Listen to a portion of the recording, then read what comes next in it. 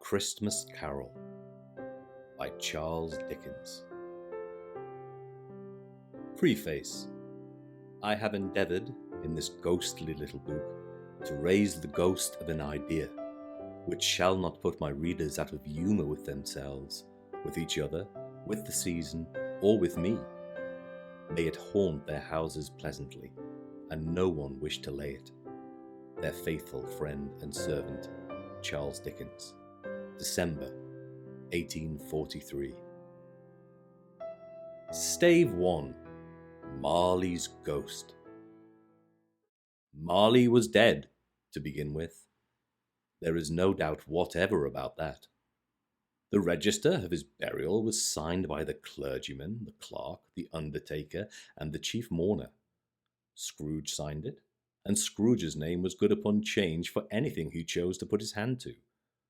Old Marley was as dead as a doornail. Mind, I don't mean to say that I know of my own knowledge what there is particularly dead about a doornail. I might have been inclined myself to regard a coffin nail as the deadest piece of ironmongery in the trade. But the wisdom of our ancestors is in the simile, and my unhallowed hand shall not disturb it, or the country's done for. You will, therefore, permit me to repeat emphatically that Marley was as dead as a doornail. Scrooge knew he was dead. Of course he did. How could it be otherwise? Scrooge and he were partners for I don't know how many years. Scrooge was his sole executor, his sole administrator, his sole assign, his sole residuary legatee, his sole friend, and sole mourner. And even Scrooge was not so dreadfully cut up by the sad event, but that he was an excellent man of business on the very day of the funeral, and solemnized it with an undoubted bargain. The mention of Marley's funeral brings me back to the point I started from. There is no doubt that Marley was dead. This must be distinctly understood, or nothing wonderful can come of the story I am going to relate. If we were not perfectly convinced that Hamlet's father died before the play began, there would be nothing more remarkable in his taking a stroll at night in an easterly wind upon his own ramparts than there would be in any other middle-aged gentleman rashly turning out after dark in a breezy spot, say St. Paul's churchyard, for instance, literally to astonish his son's weak mind. Scrooge never painted out old Marley's name. There it stood, years afterwards, above the warehouse door, Scrooge and Marley.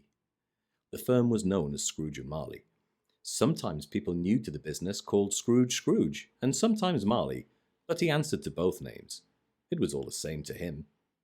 Oh, but he was a tight-fisted hand at the grindstone, Scrooge, a squeezing, wrenching, grasping, scraping, clutching, covetous old sinner, hard and sharp as flint, from which no steel had ever struck out generous fire, secret and self-contained, and solitary as an oyster.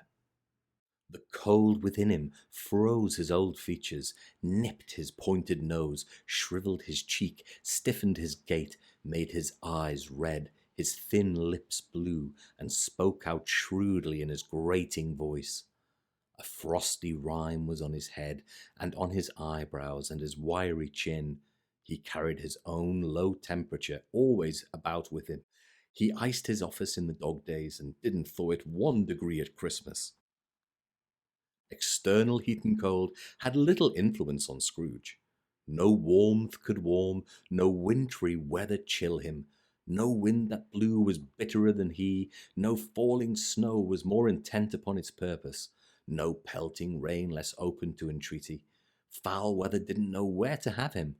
The heaviest rain and snow and hail and sleet could boast of the advantage over him only in one respect. They often came down handsomely, and Scrooge never did. Nobody ever stopped him in the street to say, with gladsome looks, "My dear Scrooge, how are you? When will you come and see me?" No beggars implored him to bestow a trifle. No children asked him what it was o'clock. No man or woman ever once in all his life inquired the way to such and such a place of Scrooge. Even the blind men's dogs appeared to know him, and when they saw him coming on, would tug their owners into doorways and up courts, and would wag their tails as though they said, No eye at all is better than an evil eye, Dark Master. But what did Scrooge care? It was the very thing he liked, to edge his way along the crowded paths of life, warning all human sympathy to keep its distance, was what the knowing ones call nuts to Scrooge. Once upon a time, of all the good days in the year, on Christmas Eve, old Scrooge sat busy in his counting house. It was cold, bleak, biting weather, foggy withal, and he could hear the people in the court outside go wheezing up and down, beating their hands upon their breasts and stamping their feet upon the pavement stones to warm them. The city clocks had only just gone 3, but it was quite dark already. It had not been light all day, and candles were flaring in the windows of the neighbouring offices like ruddy smears upon the palpable brown air. The fog came pouring in at every chink and keyhole, and was so dense without that, although the court was of the narrowest, the houses opposite were mere phantoms. To see the dingy cloud come drooping down, obscuring everything, one might have thought that nature lived hard by and was brewing on a large scale. The door of Scrooge's counting house was open, that he might keep his eye upon his clerk, who, in a dismal little cell beyond, a sort of tank, was copying letters. Scrooge had a very small fire, but the clerk's fire was so much smaller that it looked like one coal. But he couldn't replenish it, for Scrooge kept the coal box in his own room, and so surely as the clerk came in with the shovel, the master predicted that it would be necessary for them to part. Wherefore the clerk put on his white comforter and tried to warm himself at the candle, in which effort, not being a man of strong imagination, he failed. "A Merry Christmas, Uncle! God save you!" cried a cheerful voice. It was the voice of Scrooge's nephew, who came upon him so quickly that this was the first intimation he had of his approach. "Bah!" said Scrooge. "Humbug!" He had so heated himself with rapid walking in the fog and frost, this nephew of Scrooge's, that he was all in a glow. His face was ruddy and handsome, his eyes sparkled, and his breath smoked again. "Christmas a humbug, Uncle?" said Scrooge's nephew. "You don't mean that, I am sure." "I do," said Scrooge. "Merry Christmas! What right have you to be merry? What reason have you to be merry? You're poor enough." "Come then," returned the nephew gaily. "What right have you to be dismal? What reason have you to be morose? You're rich enough."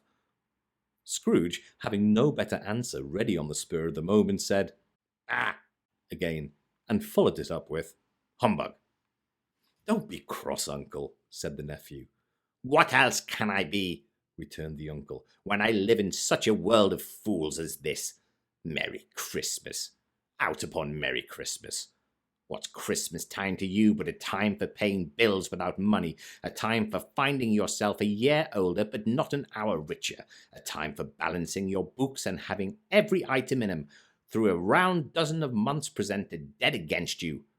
If I could work my will," said Scrooge indignantly, "every idiot who goes about with Merry Christmas on his lips should be boiled with his own pudding, and buried with a stake of holly through his heart. He should." "Uncle!" pleaded the nephew. "Nephew," returned the uncle sternly, "keep Christmas in your own way, and let me keep it in mine." "Keep it?" repeated Scrooge's nephew. "But you don't keep it." "Let me leave it alone, then," said Scrooge. "Much good may it do you. Much good has it ever done you." "There are many things from which I might have derived good, by which I have not profited, I dare say," returned the nephew. "Christmas among the rest.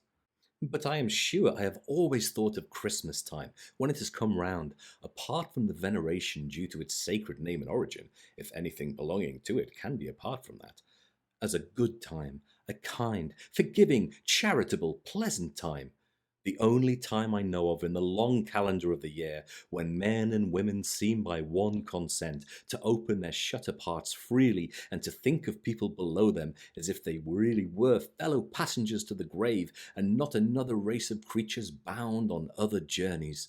And therefore, uncle, although it has never put a scrap of gold or silver in my pocket, I believe that it has done me good, and will do me good, and I say, God bless it!" The clerk in the tank involuntarily applauded. Becoming immediately sensible of the impropriety, he poked the fire and extinguished the last frail spark forever. "Let me hear another sound from you," said Scrooge, "and you'll keep your Christmas by losing your situation. You're quite a powerful speaker, sir," he added, turning to the nephew. "I wonder you don't go into Parliament." "Don't be angry, uncle. Come, dine with us tomorrow." Scrooge said that he would see him. Yes, indeed he did. He went the whole length of the expression, and said that he would see him in that extremity first. "But why?" cried Scrooge's nephew. "Why?" "Why did you get married?" said Scrooge. "Because I fell in love." "Because you fell in love," growled Scrooge, as if that were the only thing in the world more ridiculous than a Merry Christmas. "Good afternoon." "Nay, uncle, but you never come to see me before that happened. Why give us a reason for not coming now?" "Good afternoon," said Scrooge. "I want nothing from you. I ask nothing of you. Why cannot we be friends?" "Good afternoon," said Scrooge. "I am sorry with all my heart to find you so resolute. We have never had any quarrel to which I have been a party, but I have made the trail in homage to Christmas, and I'll keep my Christmas humour to the last. So, a Merry Christmas, uncle." "Good afternoon," said Scrooge. "And a Happy New Year." "Good afternoon," said Scrooge. His nephew left the room without an angry word, notwithstanding. He stopped at the outer door to bestow his greetings of the season to the clerk, who, cold as he was warmer than Scrooge, for he returned them cordially. "There's another fellow," muttered Scrooge, who overheard him. "My clerk, with 15 shillings a week, and a wife and family, talking about a Merry Christmas. I'll retire to Bedlam." This lunatic, in letting Scrooge's nephew out, had let 2 other people in. They were portly gentlemen, pleasant to behold, and now stood with their hats off in Scrooge's office. They had books and papers in their hands, and bowed to him. "Scrooge and Marley's, I believe," said one of the gentlemen, referring to his list. "Have I the pleasure of addressing Mr. Scrooge or Mr. Marley?" "Mr. Marley has been dead these 7 years," Scrooge replied. "He died 7 years ago this very night." "We have no doubt his liberality is well represented by his surviving partner," said the gentleman, presenting his credentials. It certainly was, for they had been 2 kindred spirits. At the ominous word liberality, Scrooge frowned and shook his head and handed the credentials back. "At this festive season of the year, Mr. Scrooge," said the gentleman, taking up a pen, "it is more than usually desirable that we should make some slight provision for the poor and destitute, who suffer greatly at the present time. Many thousands are in want of common necessities. Hundreds of thousands are in want of common comforts, sir." "Are there no prisons?" asked Scrooge. "Plenty of prisons," said the gentleman, laying the pen down again. "And the union workhouses?" demanded Scrooge. "Are they still in operation?" "They are still," returned the gentleman. "I wish I could say they were not." "The treadmill and the poor law are in full vigour then?" said Scrooge. "Both very busy, sir." "Oh, I was afraid from what you said at first that something had occurred to stop them in their useful course," said Scrooge. "I'm very glad to hear it." "Under the impression that they scarcely furnish Christian cheer of mind or body to the multitude," returned the gentleman, "a few of us are endeavouring to raise a fund to buy the poor some meat and drink and means of warmth. We chose this time because it is a time, of all others, when want is keenly felt and abundance rejoices. What shall I put you down for?" "Nothing," Scrooge replied. "You wish to be anonymous?" "I wish to be left alone," said Scrooge. "Since you ask me what I wish, gentlemen, that is my answer. I don't make merry myself at Christmas, and I can't afford to make idle people merry. I help to support the establishments I have mentioned. They cost enough, and those who are badly off must go there. Many can't go there, and many would rather die. If they would rather die, said Scrooge, they had better do it, and decrease the surplus population. Besides, excuse me, I don't know that. But you might know it, observed the gentleman. It's not my business, Scrooge returned. It's enough for a man to understand his own business and not to interfere with other people's. Mine occupies me constantly. Good afternoon, gentlemen. Seeing clearly that it would be useless to pursue their point, the gentleman withdrew. Scrooge resumed his labours with an improved opinion of himself, and in a more facetious temper than was usual with him. Meanwhile, the fog and darkness thickened so that people ran about with flaring links, proffering their services to go before horses and carriages and conduct them on their way. The ancient tower of a church, whose gruff old bell was always peeping slyly down at Scrooge out of a Gothic window in the wall, became invisible, and struck the hours and quarters in the clouds with tremulous vibrations afterwards, as if its teeth were chattering in its frozen head up there. The cold became intense. In the main street, at the corner of the court, some labourers were repairing the gas pipes, and had lighted a great fire in a brazier, round which a party of ragged men and boys were gathered, warming their hands and winking their eyes before the blaze in rapture. The water plug being left in solitude, its overflowing suddenly congealed and turned to misanthropic ice. The brightness of the shops, where holly sprigs and berries crackled in the lamp heat of the windows, made pale faces ruddy as they passed. Poulterers' and grocers' trades became a splendid joke, a glorious pageant, for which it was next to impossible to believe that such dull principles as bargain and sale had anything to do. The Lord Mayor, in the stronghold of the mighty mansion house, gave orders to his 50 cooks and butlers to keep Christmas as a Lord Mayor's household should, and even the little tailor, whom he had fined 5 shillings on the previous Monday for being drunk and bloodthirsty in the streets, stirred up tomorrow's pudding in his garret, while his lean wife and the baby sallied out to buy the beef. Foggier yet and colder, piercing, searching, biting cold. If the good St. Dunstan had but nipped the evil spirit's nose with a touch of such weather as that, instead of using his familiar weapons, then indeed he would have roared to lusty purpose. The owner of one scant young nose gnawed and mumbled by the cold as bones are gnawed by dogs, stooped down at Scrooge's keyhole to regale him with a Christmas carol. But at the first sound of "God bless you, merry gentlemen, may nothing you dismay," Scrooge seized the ruler with such energy of action that the singer fled in terror, leaving the keyhole to the fog and even more congenial frost. At length, the hour of shutting up the counting-house arrived. With an ill will, Scrooge dismounted from his stool and tacitly admitted the fact to his expectant clerk in the tank, who instantly snuffed his candle out and put on his hat.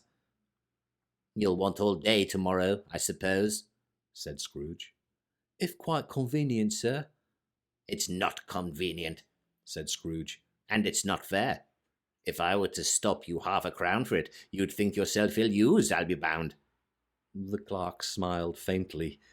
"And yet," said Scrooge, "you don't think me ill-used when I pay a day's wages for no work."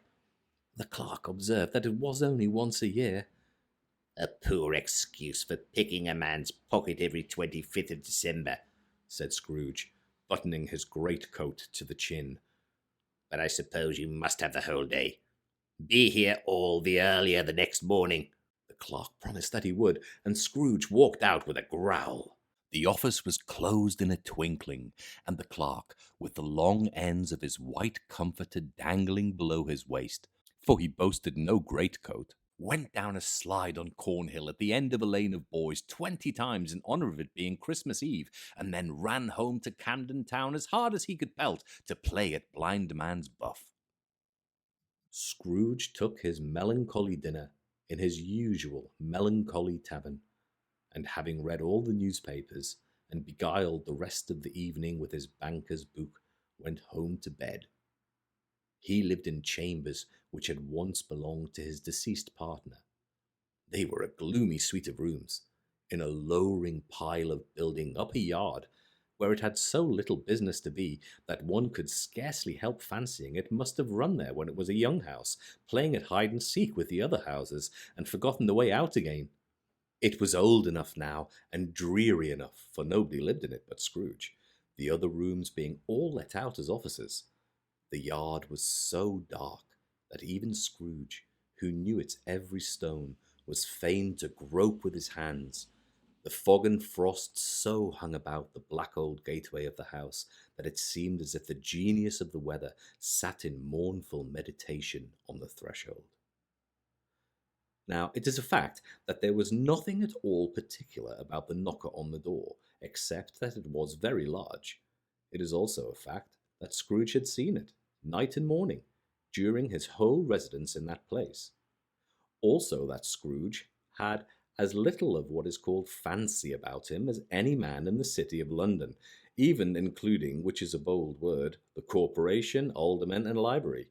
Let it also be borne in mind that Scrooge had not bestowed one thought upon Marley since his last mention of his 7 years dead partner that afternoon.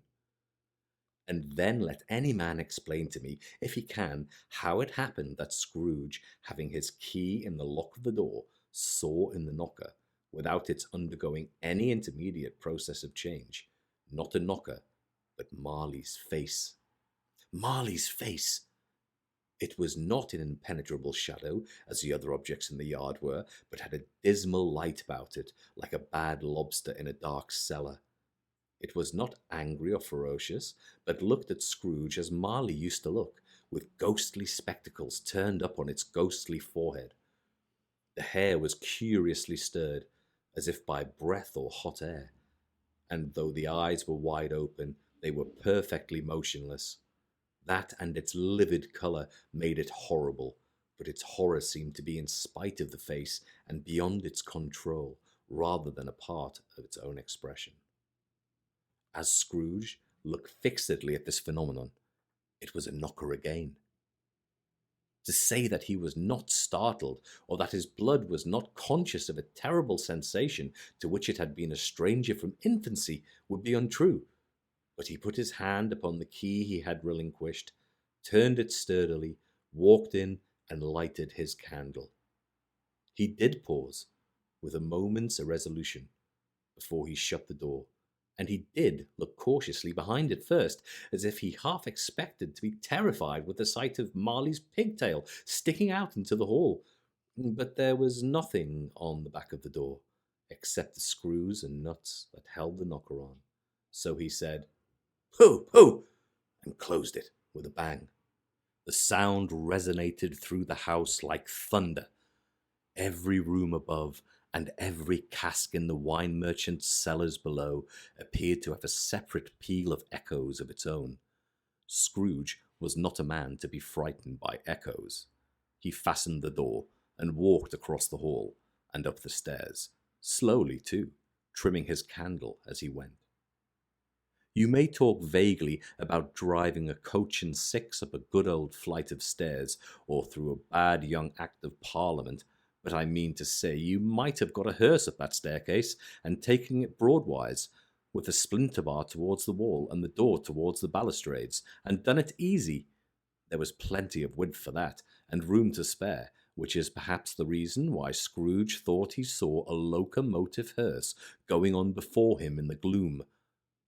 Half a dozen gas lamps out in the street wouldn't have lighted the entry too well, so you may suppose that it was pretty dark with Scrooge's dip.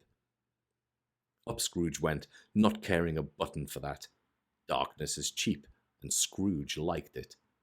But before he shut his heavy door, he walked through his rooms to see that all was right. He had just enough recollection of the face to desire to do that. Sitting room, bedroom, lumber room, all as they should be. Nobody under the table, nobody under the sofa. A small fire in the grate, spoon and basin ready, and the little saucepan of gruel. Scrooge had a cold in his head, upon the hob. Nobody under the bed, nobody in the closet, nobody in his dressing gown, which was hanging up in a suspicious attitude against the wall.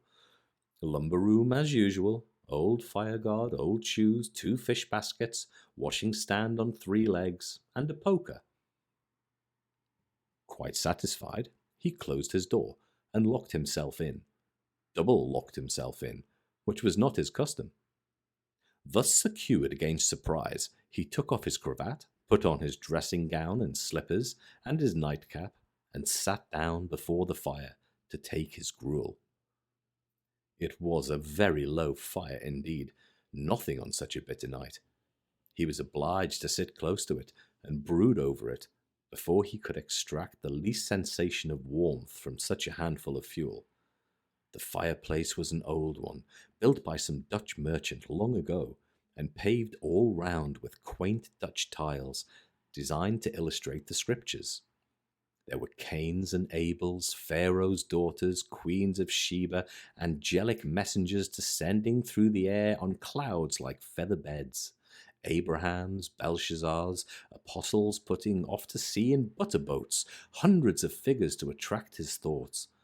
And yet that face of Marley, 7 years dead, came like the ancient prophet's rod and swallowed up the whole.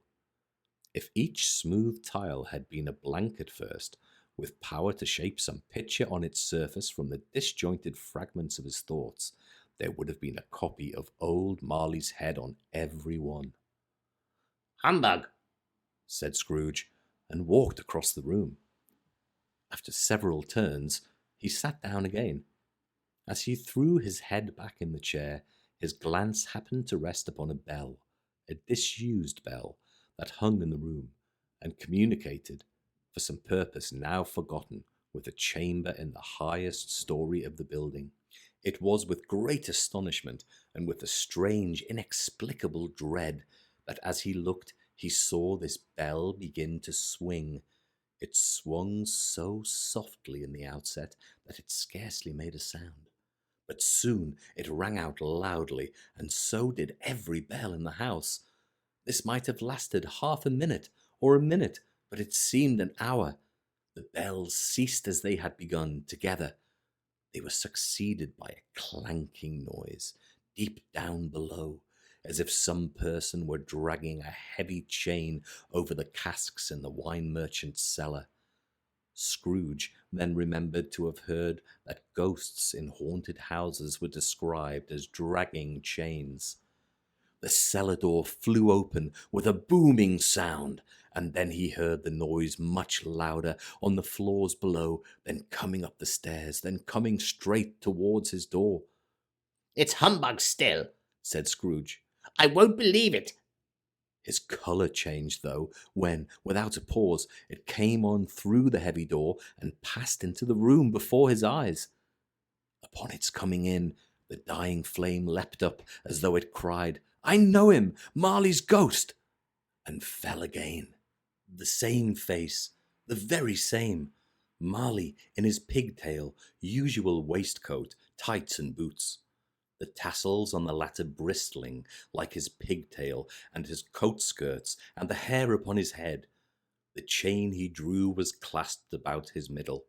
It was long and wound about him like a tail, and it was made, for Scrooge observed it closely, of cash boxes, keys, padlocks, ledgers, deeds, and heavy purses wrought in steel. His body was transparent, so that Scrooge, observing him and looking through his waistcoat, could see the 2 buttons on his coat behind. Scrooge had often heard it said that Marley had no bowels, but he had never believed it until now.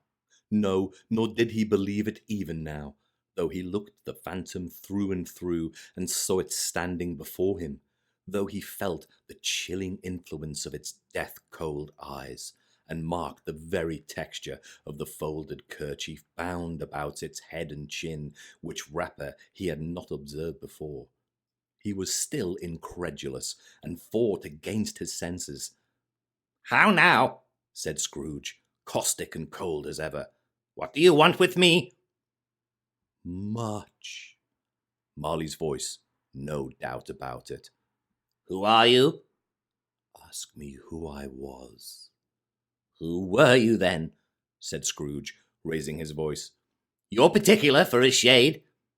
He was going to say to a shade, but substituted this as more appropriate. In life, I was your partner, Jacob Marley. Can you sit down? Asked Scrooge, looking doubtfully at him. I can. Do it then. Scrooge asked the question because he didn't know whether a ghost so transparent might find himself in a condition to take a chair, and felt that in the event of it being impossible, it might involve the necessity of an embarrassing explanation. But the ghost sat down on the opposite side of the fireplace, as if he were quite used to it. You don't believe in me, observed the ghost. I don't, said Scrooge. What evidence would you have of my reality beyond that of your senses? I don't know, said Scrooge. Why do you doubt your senses? Because, said Scrooge. A little thing affects them. A slight disorder of the stomach makes them cheats.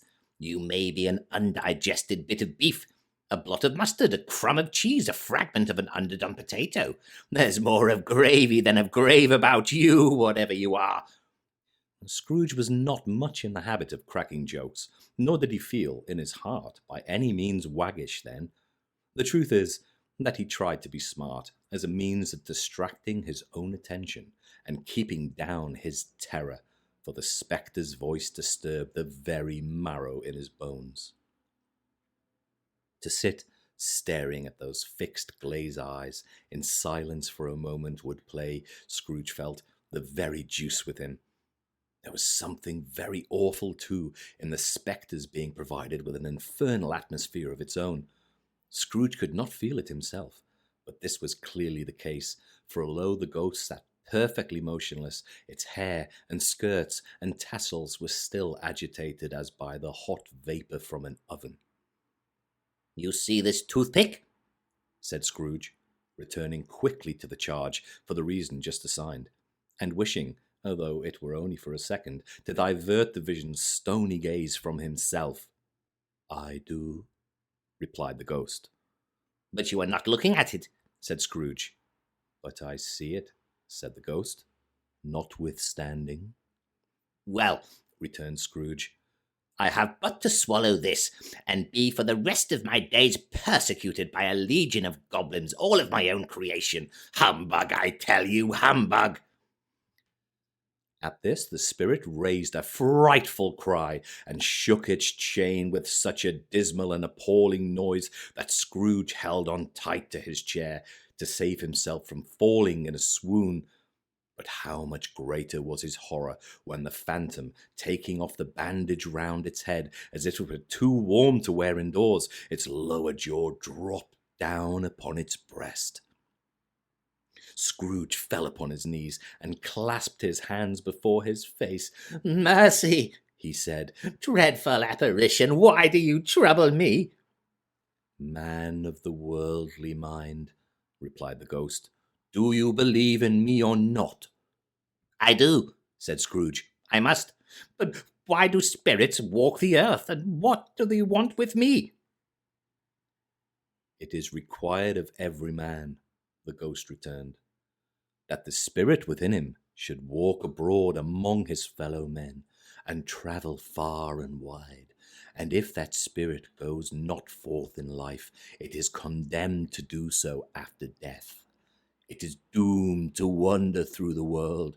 Oh, woe is me, and witness what it cannot share, but might have shared on earth, and turned to happiness. Again the spectre raised a cry, and shook its chain and wrung its shadowy hands. You are fettered, said Scrooge, trembling. Tell me why. I wear the chain I forged in life, replied the ghost. I made it link by link and yard by yard. I girded it on of my own free will, and of my own free will I wore it. Is its pattern strange to you? Scrooge trembled more and more. "Or would you know," pursued the ghost, "the weight and length of the strong coil you bear yourself? It was full and heavy and long as this 7 Christmas Eves ago. You have laboured on it since. It is a ponderous chain." Scrooge glanced about him on the floor in the expectation of finding himself surrounded by some 50 or 60 fathoms of iron cable, but he could see nothing. "Jacob," he said imploringly. "Old Jacob Marley, tell me more. Speak comfort to me, Jacob." "I have none to give," the ghost replied. "It comes from other regions, Ebenezer Scrooge, and is conveyed by other ministers to other kinds of men. Nor can I tell you what I would. A very little more is all permitted to me.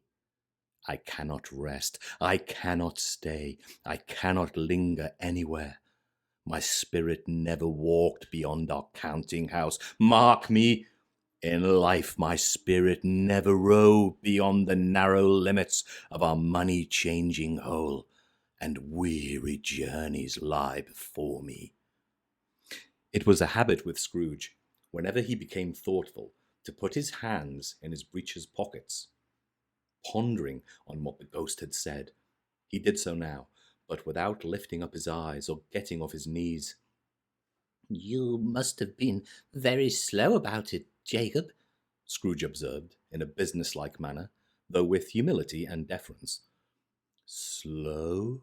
the ghost repeated. 7 years dead," mused Scrooge. "and travelling most of the time." "The whole time," said the ghost. "No rest, no peace, incessant torture of remorse."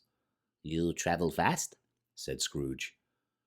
"On the wings of the wind," replied the ghost. "You might have got over a great quantity of ground in 7 years," said Scrooge. The ghost, on hearing this, set up another cry and clanked its chains so hideously in the dead silence of the night that the ward would have been justified in indicting it for nuisance. "O captive bound and double-ironed," cried the phantom, "not to know that ages of incessant labour by immortal creatures for this earth must pass into eternity before the good of which it is susceptible is all developed, not to know that any Christian spirit working kindly in its little sphere, whatever it may be, will find its mortal life too short for its vast means of usefulness, not to know that no space of regret can make amends for one's life opportunities misused. Oh, yet such was I. Oh, such was I." But you were always a good man of business, Jacob," faltered Scrooge, who now began to apply this to himself. "Business?" cried the ghost, wringing its hands again.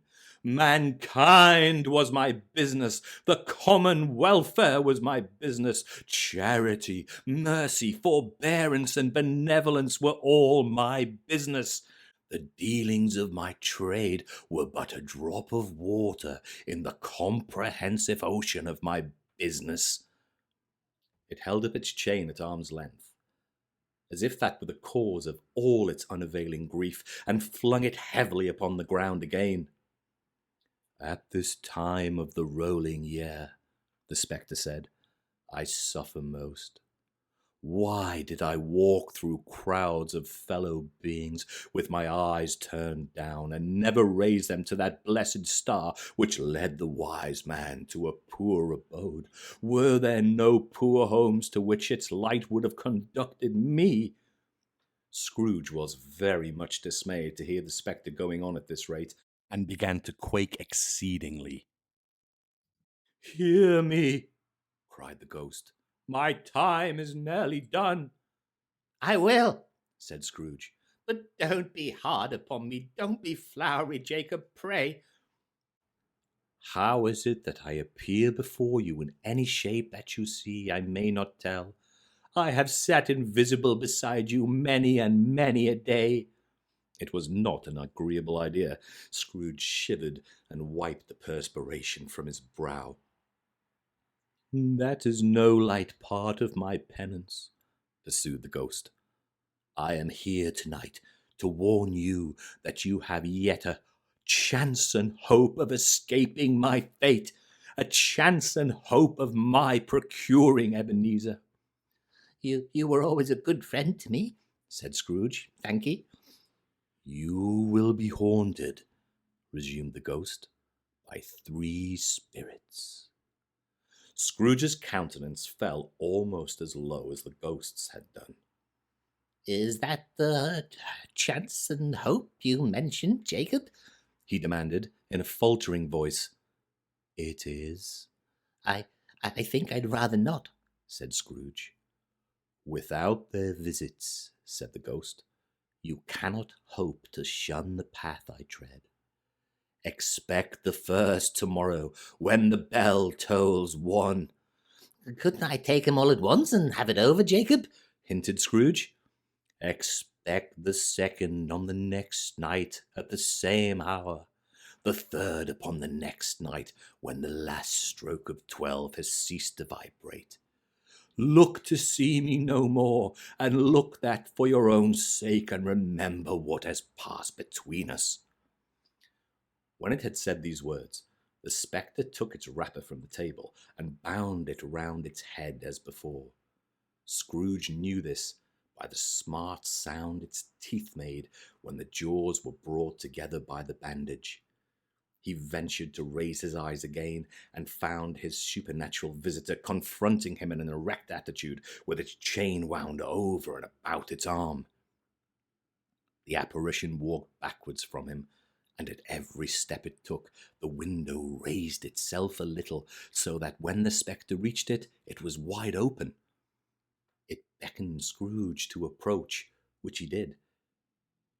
When they were within 2 paces of each other, Marley's ghost held up its hand, warning him to come no nearer. Scrooge stopped.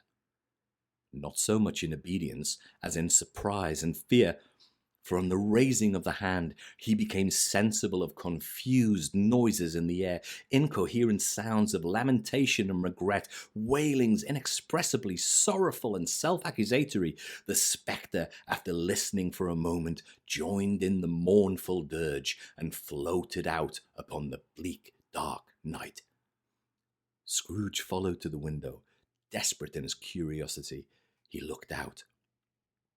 The air was filled with phantoms, wandering hither and thither in restless haste, and moaning as they went. Every one of them wore chains like Marley's ghost. Some few, they might be guilty governments, were linked together. None were free. Many had been personally known to Scrooge in their lives. He had been quite familiar with one old ghost in a white waistcoat with a monstrous iron safe attached to its ankle, who cried piteously at being unable to assist a wretched woman with an infant, whom it saw below upon a doorstep. The misery with them all was clearly that they sought to interfere for good in human matters and had lost the power forever. Whether these creatures faded into mist, or mist enshrouded them, he could not tell. But they and their spirit voices faded together, and the night became as it had been when he walked home. Scrooge closed the window and examined the door by which the ghost had entered. It was double locked, as he had locked it with his own hands, and the bolts were undisturbed. He tried to say humbug, but stopped at the first syllable, and being, from the emotion he had undergone, or the fatigues of the day, or his glimpse of the invisible world, or the dull conversation of the ghost, or the lateness of the hour, much in need of repose, went straight to bed without undressing, and fell asleep upon the instant. Stave 2. The first of the 3 spirits. When Scrooge awoke, it was so dark that looking out of bed he could scarcely distinguish the transparent window from the opaque walls of his chamber. He was endeavouring to pierce the darkness with his ferret eyes when the chimes of a neighbouring church struck the 4 quarters, so he listened for the hour. To his great astonishment, the heavy bell went on from 6 to 7, and from 7 to 8, and regularly up to 12, then stopped. 12? It was past 2 when he went to bed. The clock was wrong. An icicle must have got into the works. 12. He touched the spring of his repeater to correct this most preposterous clock. Its rapid little pulse beat 12 and stopped. "Why, it isn't possible," said Scrooge, "that I can have slept through a whole day and far into another night. It isn't possible that anything has happened to the sun, and this is 12 at noon." The idea being an alarming one, he scrambled out of bed and groped his way to the window. He was obliged to rub the frost off with the sleeve of his dressing gown before he could see anything, and could see very little then. All he could make out was that it was still very foggy and extremely cold, and that there was no noise of people running to and fro and making a great stir, as there unquestionably would have been if night had beaten off bright day and taken possession of the world. This was a great relief, because 3 days after sight of this first of exchange paid to Mr. Ebenezer Scrooge or his order, and so forth, would have become a mere United States security if there were no days to count by. Scrooge went to bed again, and thought and thought and thought it over and over and over, and could make nothing of it. The more he thought, the more perplexed he was, and the more he endeavoured not to think, the more he thought. Marley's ghost bothered him exceedingly. Every time he resolved within himself, after mature inquiry, that it was all a dream, his mind flew back again, like a strong spring released, to its first position, and presented the same problem to be worked all through. Was it a dream or not? Scrooge lay in this state until the chime had gone 3/4 more, when he remembered on a sudden that the ghost had warned him of a visitation when the bell tolled 1.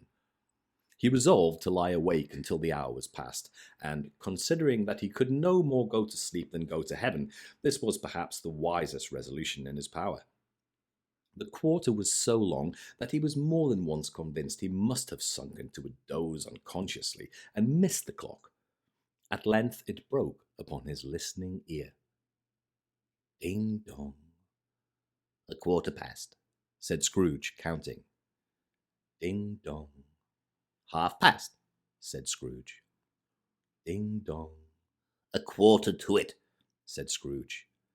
Ding dong. "The hour itself," said Scrooge, triumphantly. "and nothing else." He spoke before the hour bell sounded, which it did now, with a deep, dull, hollow, melancholy 1. Light flashed up in the room upon the instant, and the curtains of his bed were drawn.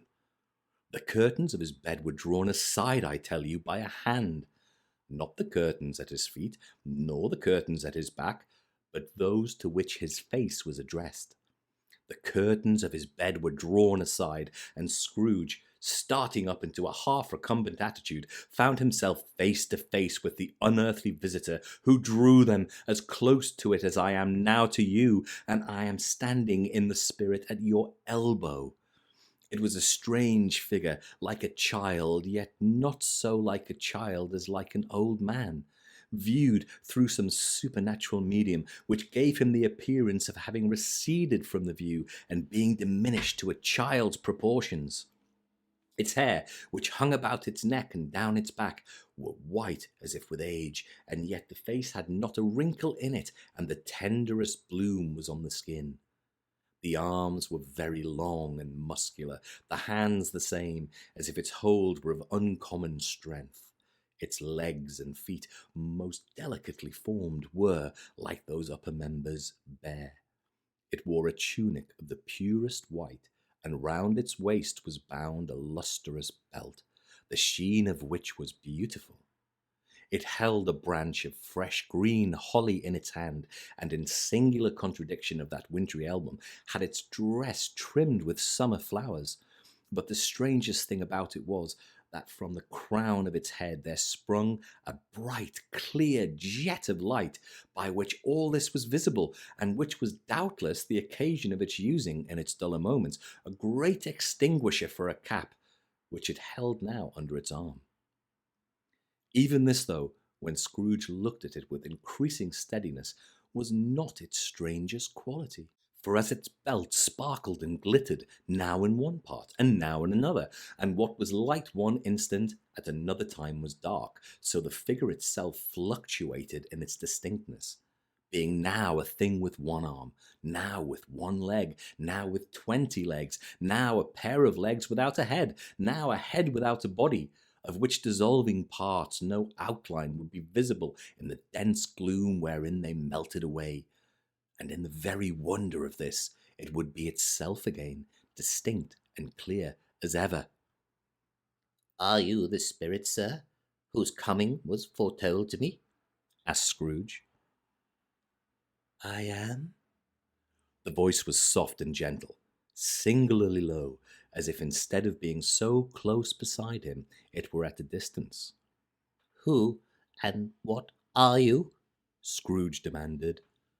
I am the ghost of Christmas past. "Long past?"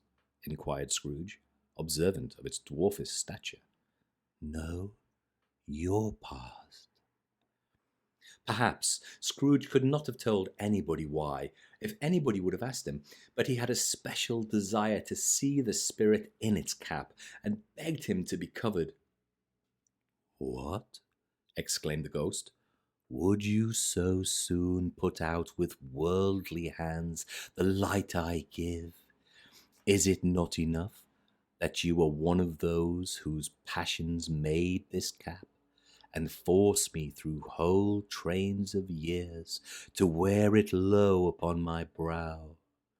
Scrooge reverently disclaimed all intention to offend, or any knowledge of having wilfully bonneted the spirit at any period of his life. He then made bold to inquire what business brought him there.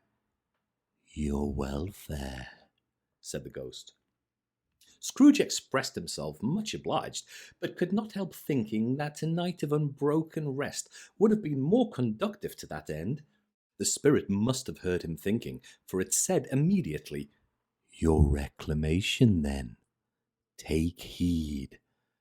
It put out its strong hand as it spoke, and clasped him gently by the arm. Rise and walk with me. It would have been in vain for Scrooge to plead that the weather and the hour were not adapted to pedestrian purposes, that bed was warm, that the thermometer a long way below freezing, that he was clad but lightly in his slippers, dressing-gown, and nightcap, and that he had a cold upon him at that time. The grasp, though gentle as a woman's hand, was not to be resisted. He rose, but finding that the spirit made towards the window, clasped his robe in supplication. "I am a mortal," Scrooge remonstrated, "and liable to fall." Bear but the touch of my hand there, said the spirit, laying it upon its heart, and you shall be upheld in more than this. As these words were spoken, they passed through the wall and stood upon an open country road with fields on either hand. The city had entirely vanished. Not a vestige of it was to be seen. The darkness and the mist had vanished with it, for it was a clear, cold winter day with snow upon the ground. "Good heaven," said Scrooge, clasping his hands together as he looked about him. "I was bred in this place. I was a boy here." The spirit gazed upon him mildly. Its gentle touch, though it had been light and instantaneous, appeared still present to the old man's sense of feeling. He was conscious of 1,000 odours floating in the air, each one connected with 1,000 thoughts and hopes and joys and cares long, long forgotten. Your lip is trembling, said the ghost. And what is that upon your cheek? Scrooge muttered, with an unusual catching in his voice, that it was a pimple, and begged the ghost to lead him where he would. You recollect the way? Inquired the spirit. "Remember it?" cried Scrooge with fervour. "I could walk it blindfold." "Strange to have forgotten it for so many years," observed the ghost. "Let us go on." They walked along the road, Scrooge recognizing every gate and post and tree, until a little market town appeared in the distance, with its bridge, its church, and winding river. Some shaggy ponies now were seen trotting towards them, with boys upon their backs, who called to other boys in country gigs and carts driven by farmers. All these boys were in great spirits, and shouted to each other until the broad fields were so full of merry music that the crisp air laughed to hear it. "These are but shadows of the things that have been," said the ghost. "They have no consciousness of us." The jocund travellers came on, and as they came, Scrooge knew and named them every one. Why, he rejoiced beyond all bounds to see them. Why did his cold eye glisten and his heart leap up as they went past? Why was he filled with gladness when he heard them give each other Merry Christmas as they parted at crossroads and byways for their several homes? What was Merry Christmas to Scrooge? Out upon Merry Christmas! What good had it ever done him? "The school is not quite deserted," said the ghost. "A solitary child, neglected by his friends, is left there still." Scrooge said he knew it, and he sobbed. They left the high road by a well-remembered lane, and soon approached a mansion of dull red brick, with a little weathercock-surmounted cupola on the roof, and a bell hanging in it. It was a large house, but one of broken fortunes, for the spacious offices were little used. Their walls were damp and mossy, their windows broken, and their gates decayed. Fowls clucked and strutted in the stables, and the coach-houses and sheds were overrun with grass. Nor was it more retentive of its ancient state within, for entering the dreary hall and glancing through the open doors of many rooms, they found them poorly furnished, cold, and vast. There was an earthly savour in the air, a chilly bareness in the place, which associated itself somehow with too much getting up by candlelight, and not too much to eat. They went, the ghost and Scrooge, across the hall to a door at the back of the house. It opened before them, and disclosed a long, bare, melancholy room, made barer still by lines of plain deal forms and decks.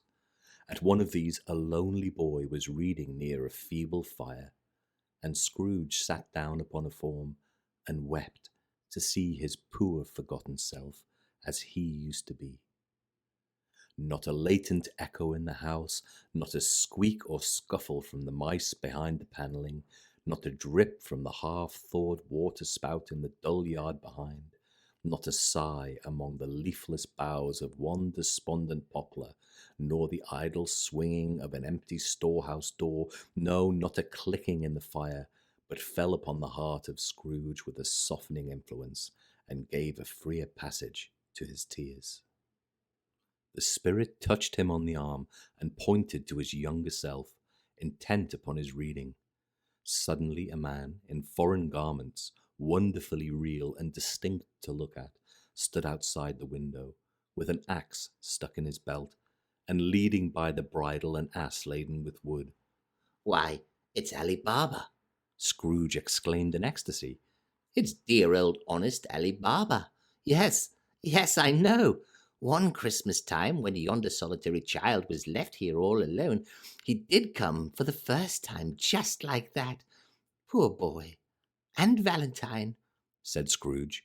"and his wild brother Orson, there they go. And what's his name, who was put down in his drawers asleep at the gate of Damascus? Don't you see him? And the Sultan's groom turned upside down by the genie. There he is upon his head. Serves him right, I'm glad of it. What business had he to be married to the princess?" To hear Scrooge expending all earnestness of his nature on such subjects, in a most extraordinary voice between laughing and crying, and to see his heightened and excited face, would have been a surprise to his business friends in the city, indeed. "There's the parrot!" cried Scrooge. "Green body and yellow tail, with a thing like a lettuce growing out of the top of his head. There he is. Poor Robin Crusoe, he called him when he came home again after sailing around the island. Poor Robin Crusoe! Where have you been, Robin Crusoe?" The man thought he was dreaming, but he wasn't. It was the parrot, you know. There goes Friday, running for his life to the little creek. Halloa, whoop, halloo.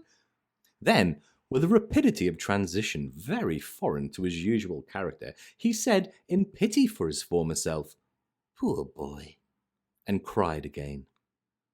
I wish, Scrooge muttered, putting his hand in his pocket and looking about him after drying his eyes with his cuff. But it's too late now.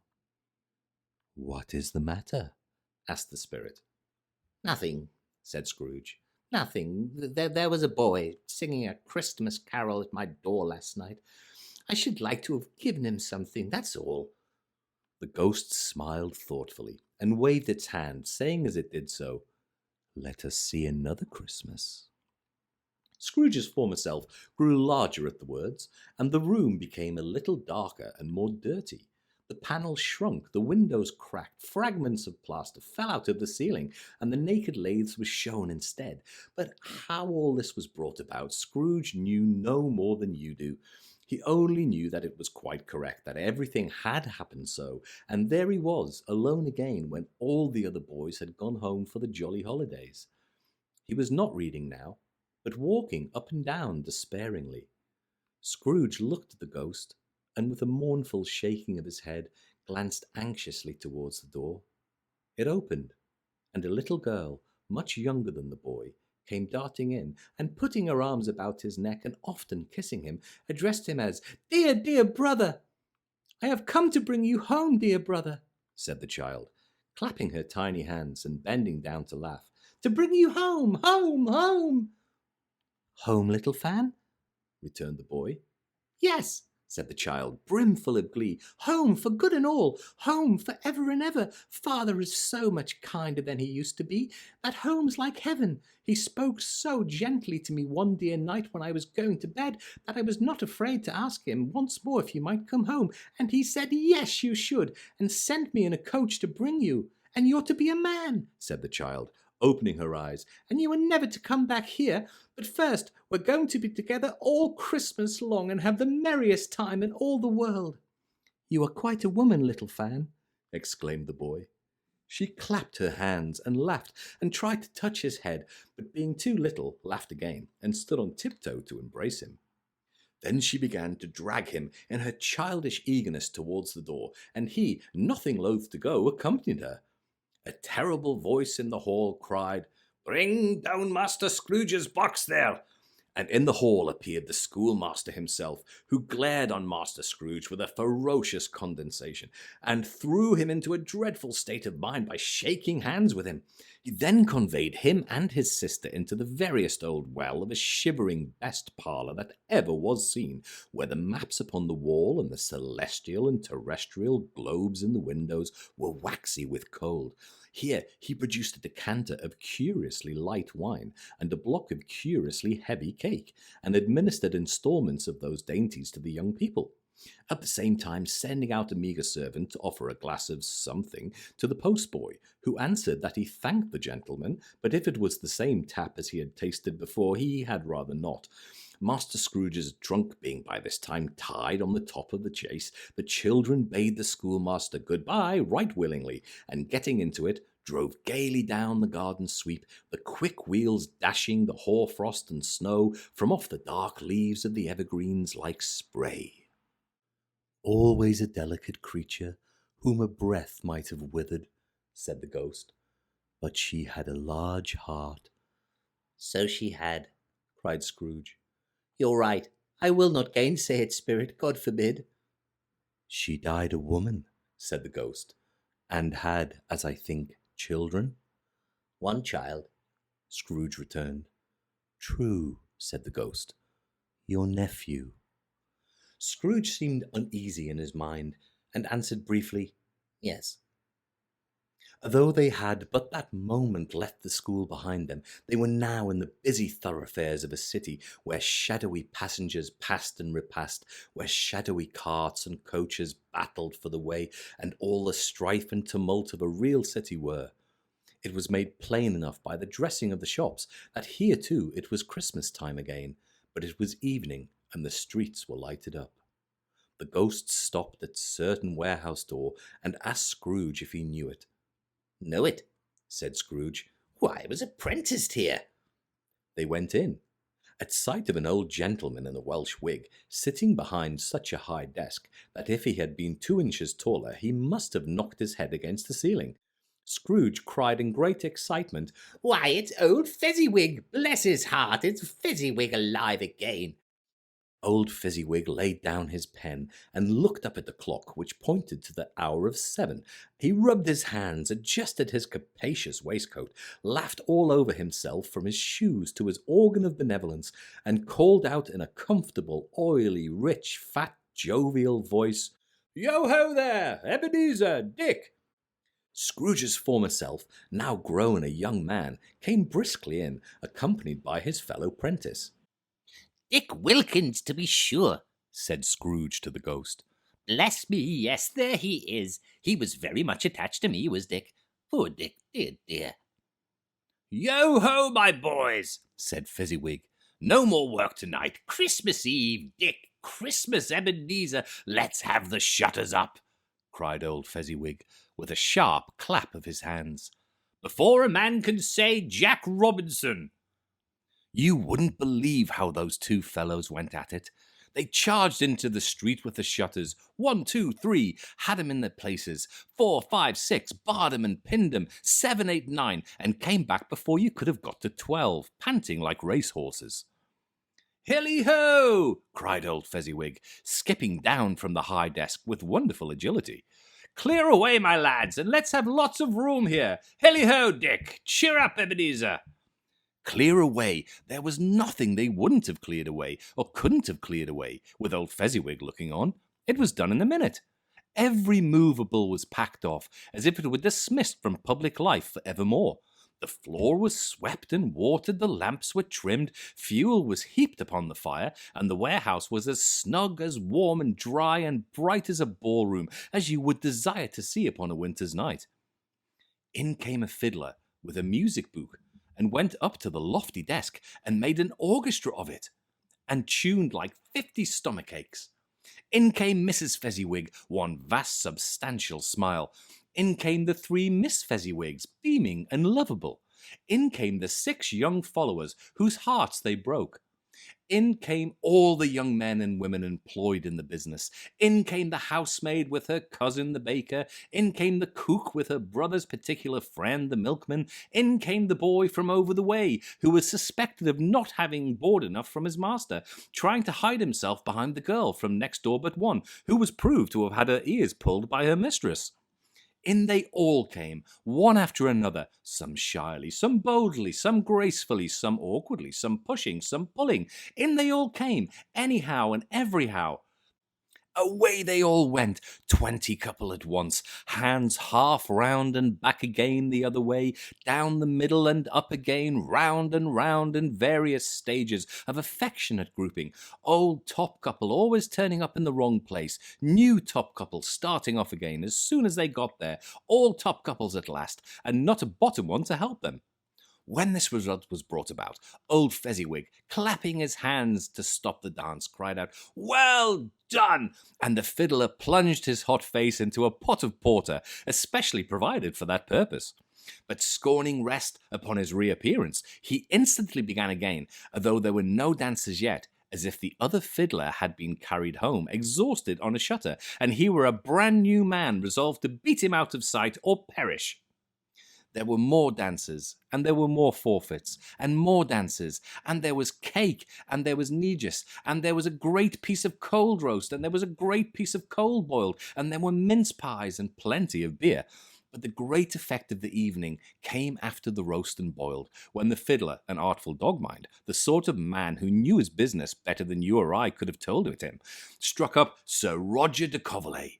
Then old Fezziwig stood out to dance with Mrs. Fezziwig, top couple too, with a good stiff piece of work cut out for them, 3 or 4 and 20 pairs of partners, people who were not to be trifled with, people who would dance and had no notion of walking.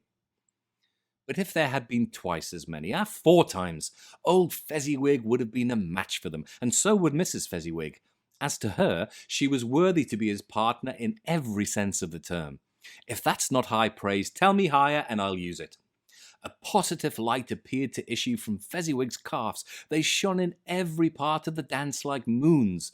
You couldn't have predicted at any given time what would have become of them next. And when old Fezziwig and Mrs. Fezziwig had gone through the dance, advance and retire, both hands to your partner, bow and curtsy, corkscrew, thread the needle, and back again to your place. Fezziwig cut so deftly that he appeared to wink with his legs and came upon his feet again without a stagger.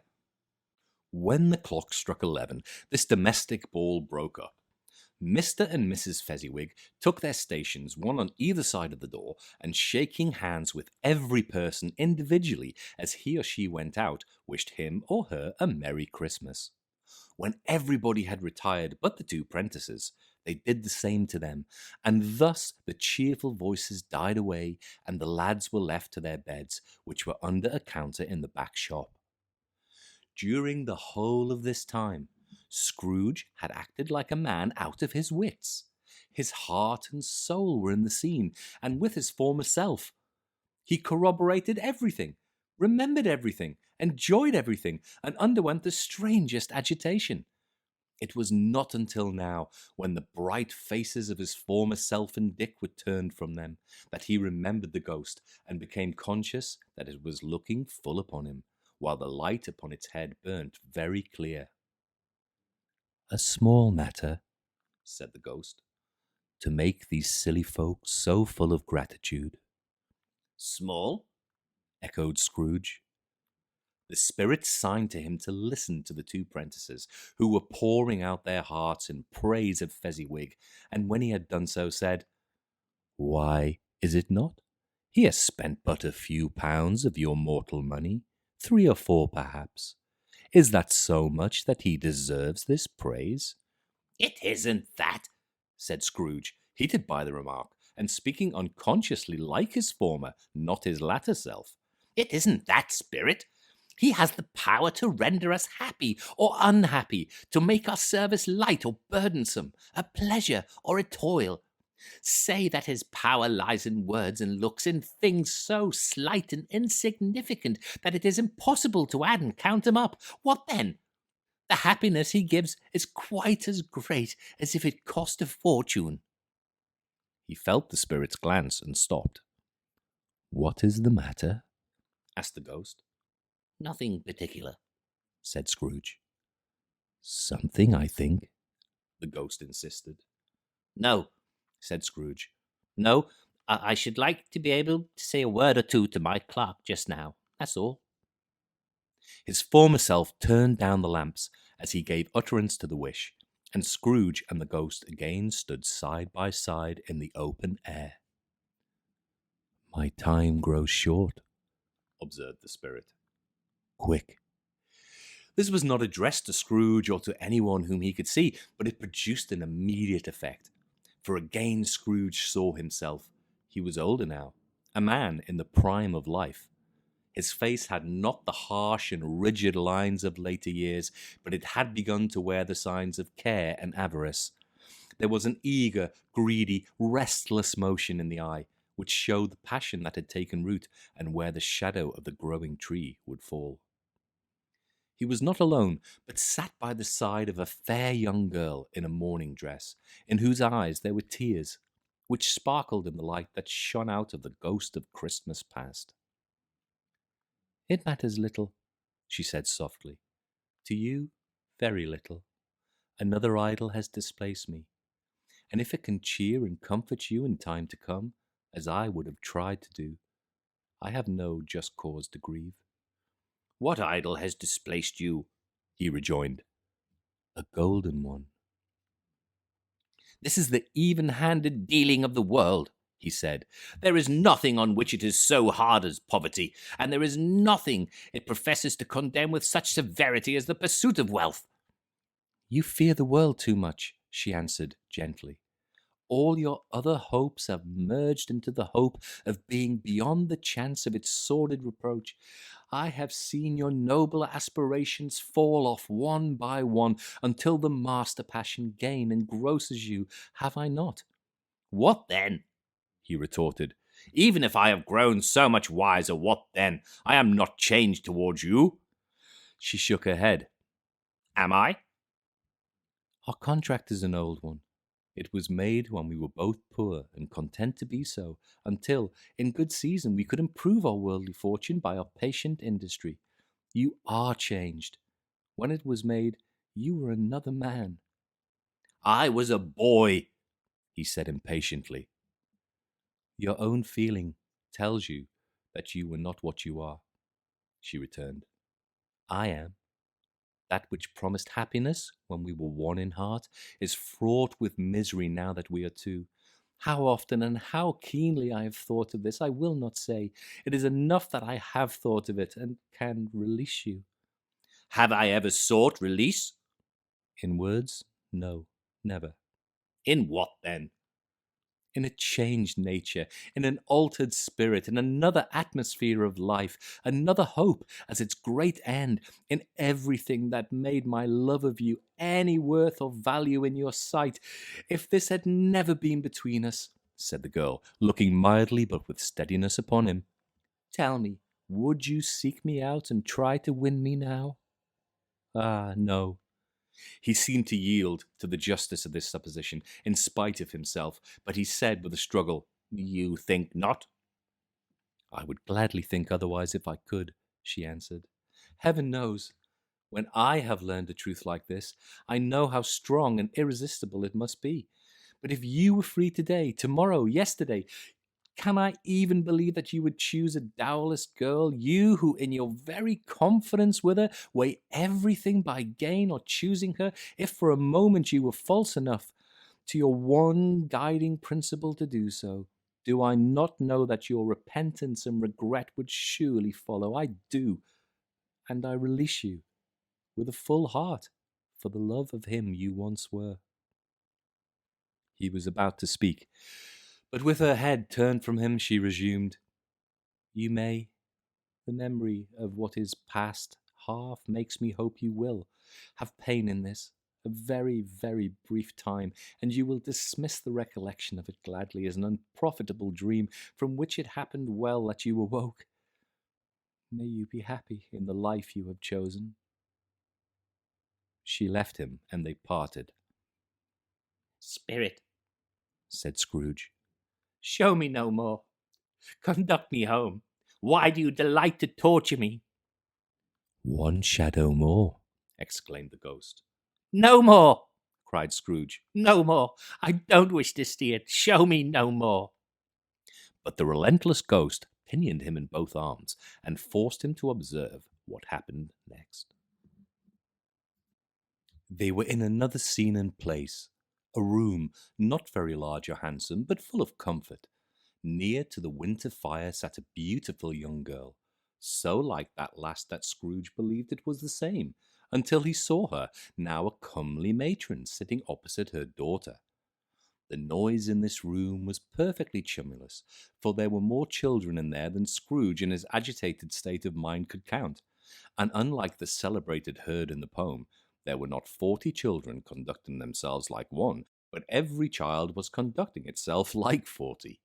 The consequences were uproarious beyond belief, but no one seemed to care. On the contrary, the mother and daughter laughed heartily and enjoyed it very much, and the latter, soon beginning to mingle in the sports, got pillaged by the young brigands most ruthlessly. What would I not have given to be one of them? Though I never could have been so rude, no, I wouldn't for the wealth of all the world have crushed that braided hair and torn it down, and for the precious little shoe, I wouldn't have plucked it off, God bless my soul, to save my life. As to measuring her waist in sport as they did, bold young brood, I couldn't have done it. I should have expected my arm to be ground round for a punishment, and never come straight again. And yet I should have dearly liked, I own, to have touched her lips, to have questioned her, that she might have opened them, to have looked upon the lashes of her downcast eyes, and never raised a blush, to have let loose waves of hair, an inch of which would be a keepsake beyond price. In short, I should have liked, I do confess, to have had the lightest license of a child, and yet to have been man enough to know its value. But now a knocking at the door was heard. and such a rush immediately ensued that she, with laughing face and plundered dress, who was borne towards it, the centre of a flushed and boisterous group, just in time to greet their father, who came home attended by a man laden with Christmas toys and presents. Then the shouting and the struggling and the onslaught that was made on the defenceless porter, the scaling him with chairs for ladders to dive into his pockets, to spoil him of brown paper parcels, hold on tight by his cravat, hug him round the neck, pommel his back and kick his legs in irrepressible affection.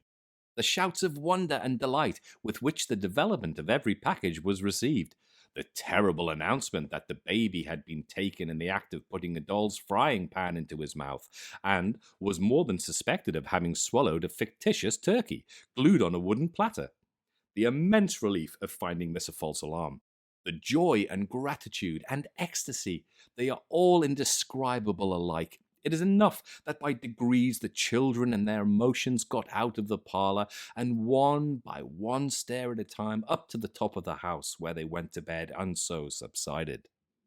And now Scrooge looked on more attentively than ever, when the master of the house, having his daughter leaning fondly on him, sat down with her and her mother at his own fireside, and when he thought that such another creature, quite as graceful and as full of promise, might have called him father, and been a springtime in the haggard winter of his life, his sight grew very dim indeed. "Belle," said the husband, turning to his wife with a smile, "I saw an old friend of yours this afternoon." "Who was it?" "Guess." "How can I? I don't know," she added in the same breath, laughing as he laughed. "Mr. Scrooge." Mr. Scrooge it was. I passed his office window, and as it was not shut up, and he had a candle inside, I could scarcely help seeing him. His partner lies upon the point of death, I hear, and there he sat alone, quite alone in the world, I do believe. "Spirit," said Scrooge in a broken voice, "remove me from this place." "I told you these were shadows of the things that have been," said the ghost. "That they are what they are. Do not blame me." "Remove me," Scrooge exclaimed. "I cannot bear it." He turned upon the ghost, and seeing that it looked upon him with a face in which some strange way there were fragments of all the faces it had shown him, wrestled with it. "Leave me! Take me back! Haunt me no longer!" In the struggle, if that can be called a struggle, in which the ghost, with no visible resistance on its own part, was undisturbed by any effort of its adversary, Scrooge observed that its light was burning high and bright, and dimly connecting that with its influence over him, he seized the extinguisher cap, and by a sudden action pressed it down upon its head. The spirit dropped beneath it, so that the extinguisher covered its whole form. But though Scrooge pressed it down with all his force, he could not hide the light, which streamed from under it in an unbroken flood upon the ground. He was conscious of being exhausted and overcome by an irresistible drowsiness, and, further, of being in his own bedroom. He gave the cap a parting squeeze, in which his hand relaxed, and he had barely time to reel to bed before he sank into a heavy sleep. Stave 3. The second of the three spirits. Awakening in the middle of a prodigiously tough snore, and sitting up in bed to get his thoughts together, Scrooge had no occasion to be told that the bell was again upon the stroke of 1. He felt that he was restored to consciousness in the right nick of time, for the especial purpose of holding a conference with the second messenger dispatched to him through Jacob Marley's intervention. But finding that he turned uncomfortably cold when he began to wonder which of his curtains this new spectre would draw back, he put them every one aside with his own hands, and lying down again, established a sharp lookout all round the bed. For he wished to challenge the spirit on the moment of its appearance, and did not wish to be taken by surprise and made nervous. Gentlemen of the free and easy sort, who plume themselves on being acquainted with a move or two, and being usually equal to the time of day, express the wide range of their capacity for adventure by observing that they are good for anything from pitch and toss to manslaughter, between which opposite extremes, no doubt, there lies a tolerably wide and comprehensive range of subjects. Without venturing for Scrooge quite as hardly as this, I don't mind calling on you to believe that he was ready for a good broad field of strange appearances, and that nothing between a baby or a rhinoceros would have astonished him very much. Now, being prepared for almost anything, he was not by any means prepared for nothing, and consequently, when the bells struck one, and no shape appeared, he was taken with a violent fit of trembling. 5 minutes, 10 minutes, a quarter of an hour went by, yet nothing came. All this time he lay upon his bed, the very core and centre of a blaze of ruddy light, which streamed upon it when the clock proclaimed the hour, and which, being only light, was more alarming than a dozen ghosts, as he was powerless to make out what it meant, or would be at, and was sometimes apprehensive that he might be at that very moment an interesting case of spontaneous combustion, without having the consolation of knowing it. At last, however, he began to think, as you or I would have thought at first, for it is always the person not in the predicament who knows what ought to have been done in it, and would unquestionably have done it too. At last, I say, he began to think that the source and secret of this ghostly light might be in the adjoining room, from whence on further tracing it seemed to shine. This idea taking full possession of his mind, he got up softly and shuffled in his slippers to the door. The moment Scrooge's hand was on the lock, a strange voice called him by his name and bade him enter. He obeyed. It was his own room, there was no doubt about that, but it had undergone a surprising transformation. The walls and ceiling were so hung with living green that it looked a perfect grove, from every part of which bright gleaming berries glistened. The crisp leaves of holly, mistletoe, and ivy reflected back the light, as if so many little mirrors had been scattered there, and such a mighty blaze went roaring up the chimney as that dull petrification of a hearth had never known in Scrooge's time, or Marley's, or for many and many a winter season gone. Heaped upon the floor to form a kind of throne were turkeys, geese, game, poultry, brawn, great joints of meat, suckling pigs, long wreaths of sausages, mince pies, plum puddings, barrels of oysters, red-hot chestnuts, cherry-cheeked apples, juicy oranges, luscious pears, immense 12th cakes, and seething bowls of punch that made the chamber dim with their delicious steam. In easy state upon this couch there sat a jolly giant, glorious to see, who bore a glowing torch in shape not unlike Plenty's horn, and held it high, high up, to shed its light on Scrooge as he came peeping round the door. "Come in," exclaimed the ghost. "Come in and know me better, man." Scrooge entered timidly, and hung his head before the spirit. He was not the dogged Scrooge he had been, and though the spirit's eyes were clear and kind, he did not like to meet them. "I am the ghost of Christmas present," said the spirit. "Look upon me." Scrooge reverently did so. It was clothed in one simple green robe or mantle, bordered with white fur. This garment hung so loosely on the figure that its capacious breasts were bare, as if disdaining to be warded or concealed by any artifice. Its feet, observable beneath the ample folds of the garment, were also bare, and on its head it wore no other covering than a holly wreath, sat here and there with shining icicles. Its dark brown curls were long and free, free as its genial face, its sparkling eye, its open hand, its cheery voice, its unconstrained demeanour, and its joyful air. Girded around its middle was an antique scabbard, but no sword was in it, and the ancient sheath was eaten up with rust. "You have never seen the like of me before," exclaimed the spirit. "Never," Scrooge made answer to it. "Have never walked forth with the younger members of my family, meaning, for I am very young, my elder brothers born in these later years," pursued the phantom. "I don't think I have," said Scrooge. "I'm afraid I have not." Have you many brothers, Spirit? More than 1,800, said the ghost. A tremendous family to provide for, muttered Scrooge. The ghost of Christmas present rose.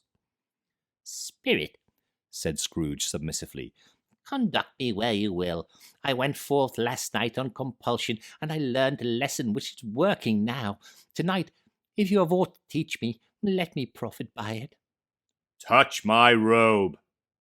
Scrooge did as he was told, and held it fast. Holly, mistletoe, red berries, ivy, turkeys, geese, game, poultry, brawn, meat, pigs, sausages, oysters, pies, puddings, fruit, and punch all vanished instantly. So did the room, the fire, the ruddy glow, the hour of night, and they stood in the city streets on Christmas morning, where, for the weather was severe, the people made a rough but brisk and not unpleasant kind of music, in scraping the snow from the pavement in front of their dwellings and from the tops of their houses, whence it was mad delight to the boys to see it come plumping down in the road below and splitting into artificial little snowstorms. The house fronts looked black enough, and the windows blacker, contrasting with a smooth white sheet of snow upon the roofs, and with the dirtier snow upon the ground, which last deposit had been ploughed up into deep furrows by the heavy wheels of carts and wagons, furrows that crossed and recrossed each other hundreds of times, where the great streets branched off, and made intricate channels hard to trace in the thick yellow mud and icy water. The sky was gloomy, and the shorter streets were choked up with a dingy mist, half thawed, half frozen, whose heavier particles descended in a shower of sooty atoms, as if all the chimneys in Great Britain had by one consent caught fire and were blazing away to their dear hearts' content. There was nothing very cheerful in the climate of the town, and yet there was an air of cheerfulness abroad that the clearest summer air and brightest summer sun might have endeavoured to diffuse in vain. For the people who were shovelling away on the housetops were jovial and full of glee, calling out to one another from the parapets, and now and then exchanging a facetious snowball, better-natured missile, far than many a whirly jest, laughing heartily as if it went right, and not less heartily if it went wrong. The poulterers' shops were still half open, and the fruitiers were radiant in their glory. There were great round pot-bellied baskets of chestnuts, shaped like the waistcoats of jolly old gentlemen, lolling at the doors and tumbling out into the street in their apoplectic opulence. There were ruddy, brown-faced, broad-girthed Spanish onions, shining in the fatness of their growth like Spanish friars, and winking from their shelves in wanton slyness at the girls as they went by, and glanced demurely at the hung-up mistletoe.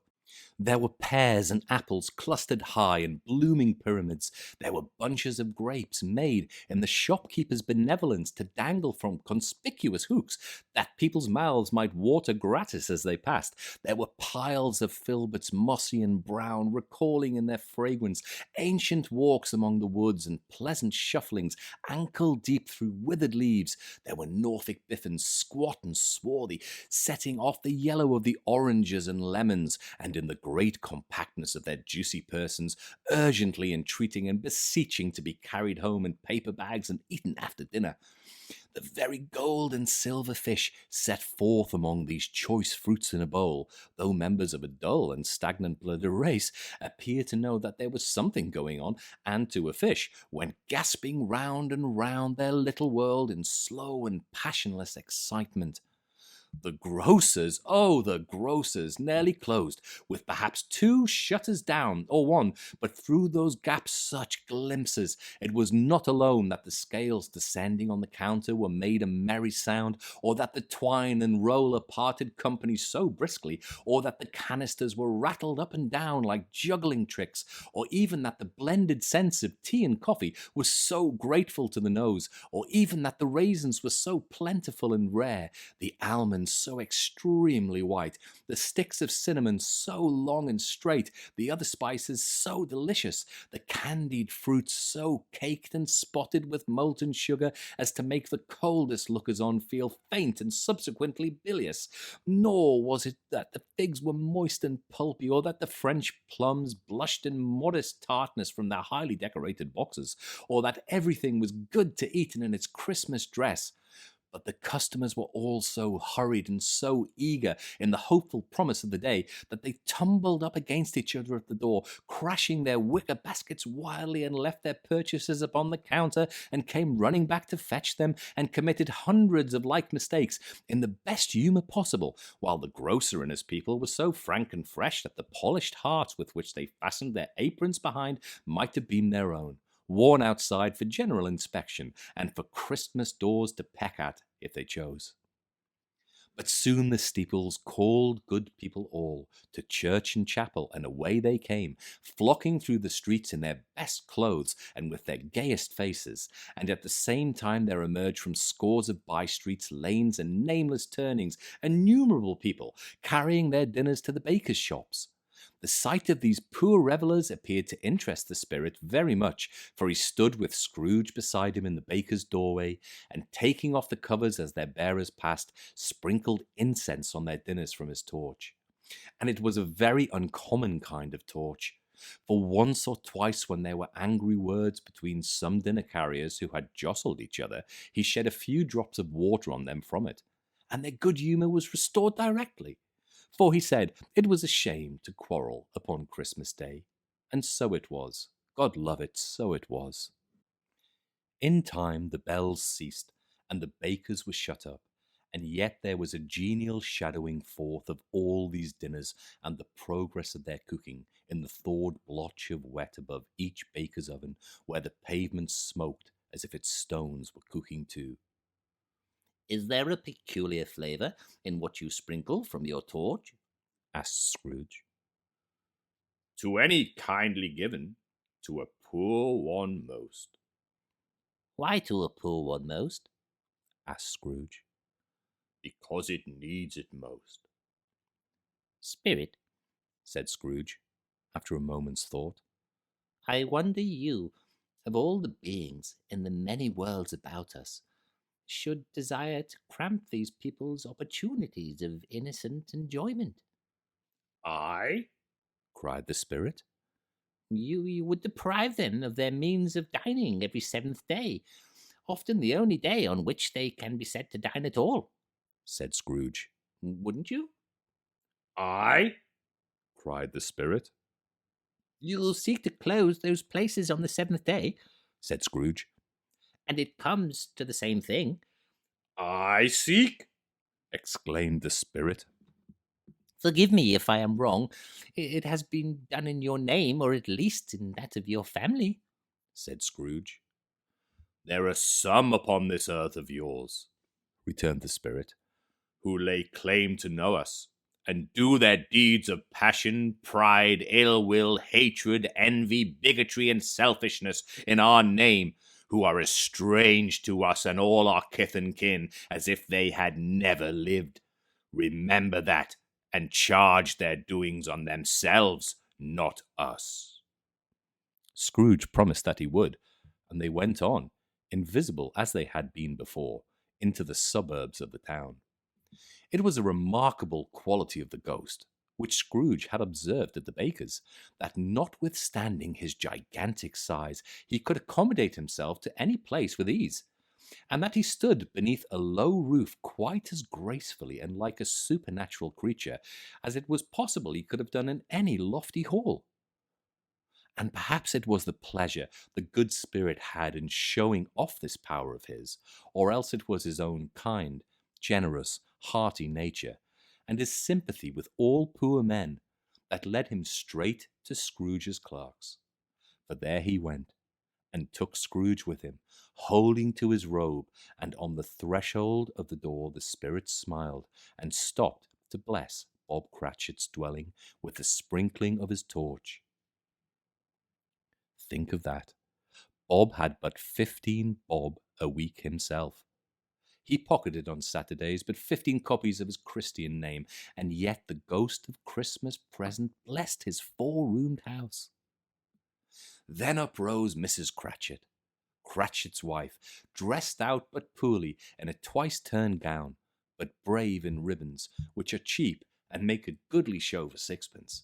And she laid the cloth, assisted by Belinda Cratchit, second of her daughters, also brave in ribbons, while Master Peter Cratchit plunged a fork into the saucepan of potatoes, and getting the corners of his monstrous shirt collar, Bob's private property conferred upon his son and heir in honour of the day, into his mouth, rejoiced to find himself so gallantly attired, and yearned to show his linen in the fashionable parks.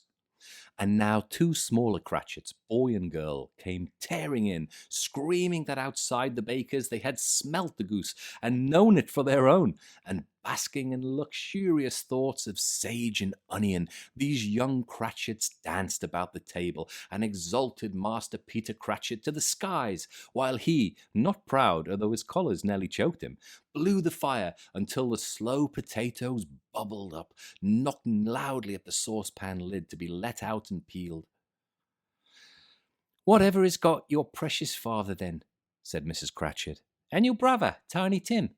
And Martha weren't as late last Christmas Day by half hour." "Here's Martha, mother," said a girl, appearing as she spoke. "Here's Martha, mother," cried the 2 young Cratchits. "Hurrah! It's such a goose, Martha." "Why, bless your heart alive, my dear, how late you are," said Mrs. Cratchit, kissing her a dozen times and taking off her shawl and bonnet for her with a vicious zeal. "We'd a deal of work to finish up last night," replied the girl, "and had to clear away this morning, mother." "Well, never mind, so long as you come," said Mrs. Cratchit. "Sit ye down before the fire, my dear, and have a warm, Lord bless you." "No, no, there's father coming," cried the 2 young Cratchits, who were everywhere at once. "Hide, Martha, hide." So Martha hid herself, and in came little Bob, the father, with at least 3 feet of comforter, exclusive of the fringe, hanging down before him, and his threadbare clothes darned up and brushed to look seasonable, and Tiny Tim upon his shoulder. Alas for Tiny Tim, he bore a little crutch, and had his limbs supported by an iron frame. "Why, where's our Martha?" cried Bob Cratchit, looking round. "Not coming," said Mrs. Cratchit. "Not coming?" said Bob, with a sudden declension in his high spirits, for he had been Tim's blood horse all the way from church, and had come home rampant. "Not coming upon Christmas Day?" Martha didn't like to see him disappointed, even if it were only a joke, so she came out prematurely from behind the closet door and ran into his arms, while the 2 young Cratchits hustled Tiny Tim and bore him off into the wash-house, that he might hear the pudding singing in the copper. "And how did little Tim behave?" asked Mrs. Cratchit, when she had rallied Bob in his credulity, and Bob had hugged his daughter to his heart's content. "As good as gold," said Bob, "and better. Somehow he gets thoughtful, sitting by himself so much, and thinks the strangest things you ever heard. He told me coming home that he hoped the people saw him in the church because he was a cripple, and it might be pleasant to them to remember upon Christmas Day who made lame beggars walk and blind men see." Bob's voice was tremulous when he told them this, and trembled more when he said that Tiny Tim was growing strong and hearty. His active little crutch was heard upon the floor, and back came Tiny Tim before another word was spoken, escorted by his brother and sister to his stool before the fire, and while Bob, turning up his cuffs, as if, poor fellow, they were capable of being made more shabby, compounded some hot mixture in a jug with gin and lemons, and stirred it round and put it on the hob to simmer. Master Peter and the 2 ubiquitous young Cratchits went to fetch the goose, with which they soon returned in high procession. Such a bustle ensued that you might have thought a goose the rarest of all birds, a feathered phenomenon, to which a black swan was a matter of course, and in truth it was something very like it in that house. Mrs. Cratchit made the gravy ready beforehand in a little saucepan, hissing hot. Master Peter mashed the potatoes with incredible vigour. Miss Belinda sweetened up the apple sauce. Martha dusted the hot plates. Bob took Tiny Tim beside him in a tiny corner at the table. The 2 young Cratchits set chairs for everybody, not forgetting themselves, and mounting guard upon their posts, crammed spoons into their mouths, lest they should shriek for goose before their turn came to be helped. At last the dishes were set upon, and grace was said. It was succeeded by a breathless pause, as Mrs. Cratchit, looking slowly all along the carving knife, prepared to plunge it in the breast. But when she did, and when the long-expected gush of stuffing issued forth, one murmur of delight arose all around the board, and even Tiny Tim, excited by the two young Cratchits, beat on the table with the handle of his knife and feebly cried, "Hurrah!" There never was such a goose. Bob said he didn't believe there ever was such a goose cooked. Its tenderness and flavour, size and cheapness were the themes of universal admiration. Eked out by applesauce and mashed potatoes, it was a sufficient dinner for the whole family. Indeed, as Mrs. Cratchit said with great delight, surveying one small atom of a bone upon the dish, they hadn't ate it all at last. Yet everyone had had enough, and the youngest Cratchits in particular were steeped in sage and onion to the eyebrows. But now, the plates being changed by Miss Belinda, Mrs. Cratchit left the room alone, too nervous to bear witness, to take the pudding up and bring it in. Suppose it should not be done enough. Suppose it should break in turning out. Suppose somebody should have got over the well of the backyard and stolen it while they were merry with the goose, a supposition at which the two young Cratchits became livid. All sorts of horrors were supposed. Hello! A great deal of steam. The pudding was out of the copper. A smell like a washing day. That was the cloth. A smell like an eating house and a pastry cook's next door to each other, with a laundress's next door to that. That was the pudding. In half a minute Mrs. Cratchit entered, flushed, but smiling proudly, with the pudding like a speckled cannonball, so hard and firm, blazing in half a quartern of ignited brandy, and bed-tight with Christmas holly stuck into the top. Oh, a wonderful pudding, Bob Cratchit said, and calmly too, that he regarded it as the greatest success achieved by Mrs. Cratchit since their marriage. Mrs. Cratchit said that now the weight was off her mind, she would confess she had her doubts about the quantity of flour. Everybody had something to say about it, but nobody said or thought it was at all a small pudding for a large family. It would have been flat heresy to do so. Any Cratchit would have blushed to hint at such a thing.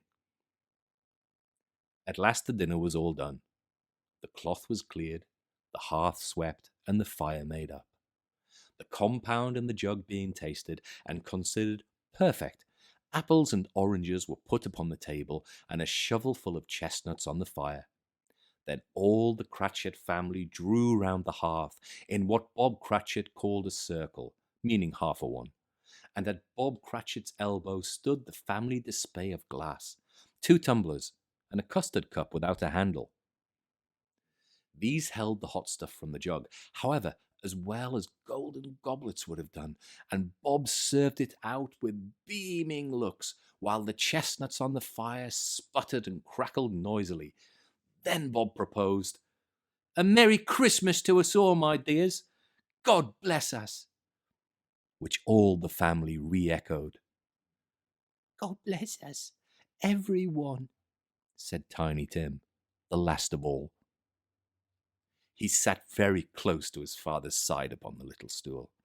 Bob held his withered little hand in his, as if he loved the child, and wished to keep him by his side, and dreaded that he might be taken from him. "Spirit," said Scrooge, with an interest he had never felt before, "tell me if Tiny Tim will live." "I see a vacant seat," replied the ghost, "in the poor chimney corner, and a crutch without an owner, carefully preserved.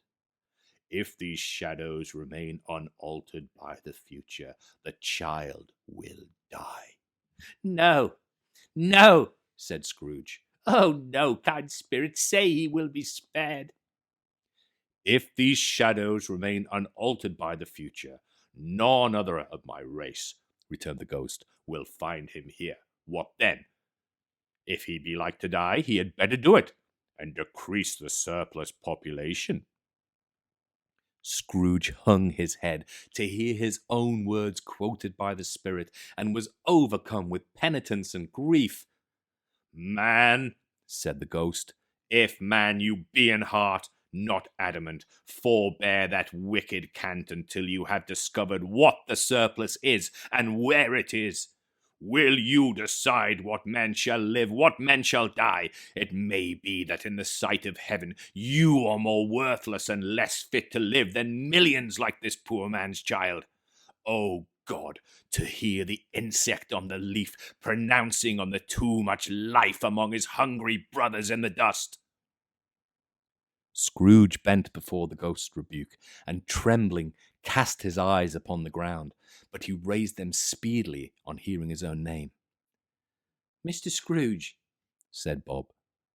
"I'll give you Mr. Scrooge, the founder of the feast." "The founder of the feast, indeed!"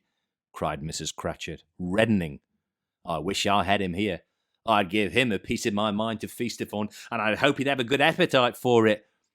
"My dear," said Bob, "the children, Christmas Day." "It should be Christmas Day, I'm sure," said she, "on which one drinks the health of such an odious, stingy, hard, unfeeling man as Mr. Scrooge. You know he is, Robert. Nobody knows it better than you do, poor fellow." "My dear," was Bob's mild answer, "Christmas Day." "I'll drink his health for your sake in the days," said Mrs. Cratchit, "not for his. Long life to him, a Merry Christmas and a Happy New Year. He'll be very merry and very happy, I have no doubt." The children drank the toast after her. It was the first of their proceedings which had no heartiness. Tiny Tim drank it last of all, but he didn't care twopence for it. Scrooge was the ogre of the family. The mention of his name cast a dark shadow on the party, which was not dispelled for a full 5 minutes. After it had passed away, they were 10 times merrier than before. From the mere relief of Scrooge the Baleful being done with, Bob Cratchit told them how he had a situation in his eye for Master Peter, which would bring in, if obtained, full 5 and 6pence weekly. The 2 young Cratchits laughed tremendously at the idea of Peter's being a man of business, and Peter himself looked thoughtfully at the fire from between his collars, as if he were deliberating what particular investments he should favour when he came into the receipt of that bewildering income. Martha, who was a poor apprentice at a milliner's, then told them what kind of work she had to do, and how many hours she worked at a stretch, and how she meant to lie abed tomorrow morning for a good long rest, tomorrow being a holiday she passed at home. Also, how she had seen a countess and a lord some days before, and how the lord was much about as tall as Peter, at which Peter pulled up his collars so high that you couldn't have seen his head if you had been there. All this time the chestnuts and the jug went round, and by they had a song about a lost child travelling in the snow from Tiny Tim, who had a plaintive little voice, and sang it very well indeed. There was nothing of high mark in this. They were not a handsome family, they were not well dressed, their shoes were far from being waterproof, their clothes were scanty, and Peter might have known, and very likely did, the inside of a pawnbroker's. But they were happy, grateful, pleased with one another, and contented with the time. And when they faded, and looked happier yet in the bright sprinklings of the spirit's torch at parting, Scrooge had his eye upon them, and especially on Tiny Tim, until the last. By this time it was getting dark, and snowing pretty heavily, and as Scrooge and the spirit went along the streets, the brightness of the roaring fires in kitchens, parlours, and all sorts of rooms was wonderful. Here, the flickering of the blaze showed preparations for a cosy dinner, with hot plates baking through and through before the fire, and deep red curtains ready to be drawn to shut out cold and darkness. There all the children of the house were running out into the snow to meet their married sisters, brothers, cousins, uncles, aunts, and be the first to greet them. Here, again, were shadows on the window blind of guests assembling, and there a group of handsome girls, all hooded and fur-booted, and all chattering at once, tripped lightly off to some near neighbour's house, where, woe upon the single man who saw them enter, artful witches well they knew it, in a glow. But if you had judged from the numbers of people on their way to friendly gatherings, you might have thought that no one was at home to give them welcome when they got there. Instead of every house expecting company, and piling up its fires half chimney high, blessings on it, how the ghost exulted, how it bared its breadth of breast and opened its capacious palm and floated on, outpouring with a generous hand its bright and harmless mirth on everything within its reach. The very lamplighter who ran on before, dotting the dusky street with specks of light, and who was dressed to spend the evening somewhere, laughed out loudly as the spirit passed, though little kenned the lampkeeper that he had any company but Christmas. And now, without a word of warning from the ghost, they stood upon a bleak and desert moor, where monstrous masses of rude stone were cast about, as though it were the burial place of giants.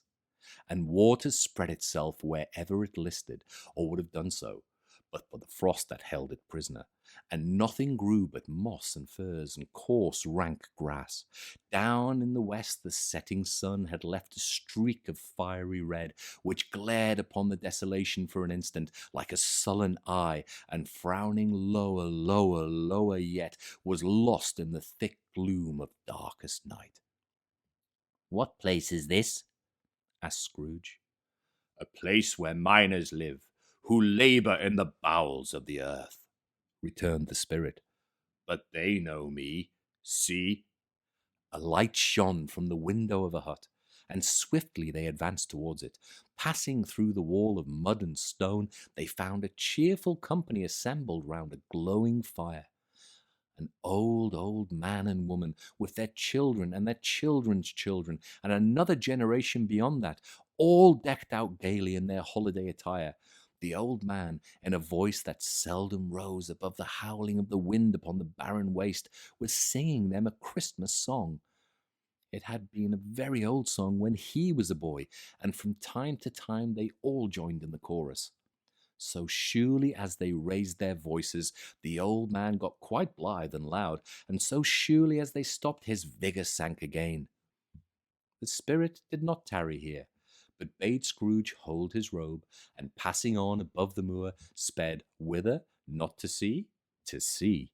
To Scrooge's horror, looking back, he saw the last of the land, a frightful range of rocks behind them, and his ears were deafened by the thundering of water as it roared and rolled and raged among the dreadful caverns it had worn, and fiercely tried to undermine the earth. Built upon a dismal reef of sunken rocks, some league or so from shore, on which the waters chafed and dashed the wild year through, there stood a solitary lighthouse. Great heaps of seaweed clung to its base, and storm birds, born of the wind, one might suppose, as seaweed of the water, rose and fell about it like the waves they skimmed. But even here, two men who watched the light had made a fire that through the loophole in the thick stone wall shed out a ray of brightness on the awful sea.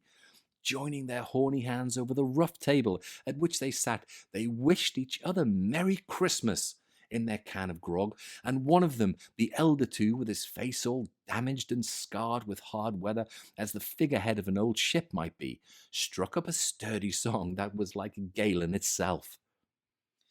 Again the ghost sped on above the black and heaving sea, on, until, being far away, as he told Scrooge, from any shore, they lighted on a ship. They stood behind the helmsman at the wheel, the lookout in the bow, the officers who had the watch, dark, ghostly figures in their several stations, but every man among them hummed a Christmas tune, or had a Christmas thought, or spoke below his breath to his companion of some bygone Christmas day, with homeward hopes belonging to it. And every man on board, waking or sleeping, good or bad, had a kinder word for another on that day than any day in the year, and had shared to some extent in its festivities, and had remembered those he cared for at a distance, and had known that they delighted to remember him. It was a great surprise to Scrooge, while listening to the moaning of the wind and thinking what a solemn thing it was to move on through the lonely darkness over an unknown abyss whose depths were secrets as profound as death. It was a great surprise to Scrooge, while thus engaged, to hear a hearty laugh. It was a much greater surprise to Scrooge to recognize it as his own nephew's, and to find himself in a bright, dry, gleaming room, with the spirit standing smiling by his side, and looking at the same nephew with an approving affability. Ha ha! Laughed Scrooge's nephew. Ha! If you should happen by any unlikely chance to know a man more blessed in laugh than Scrooge's nephew, all I can say is, I should like to know him too. Introduce him to me, and I'll cultivate his acquaintance. It is a fair, even-handed, noble adjustment of things, that while there is infection and disease and sorrow, there is nothing in the world so irresistibly contagious as laughter and good humour. When Scrooge's nephew laughed in this way, holding his sides, rolling his head, and twisting his face into the most extravagant contortions, Scrooge's niece by marriage laughed as heartily as he, and their assembled friends, being not a bit behindhand, roared out lustily. Ha ha! Ha ha! He said that Christmas was a humbug, as I live, cried Scrooge's nephew. He believed it too. More shame for him, Fred, said Scrooge's niece indignantly. Bless those women. They never do anything by halves. They are always in earnest.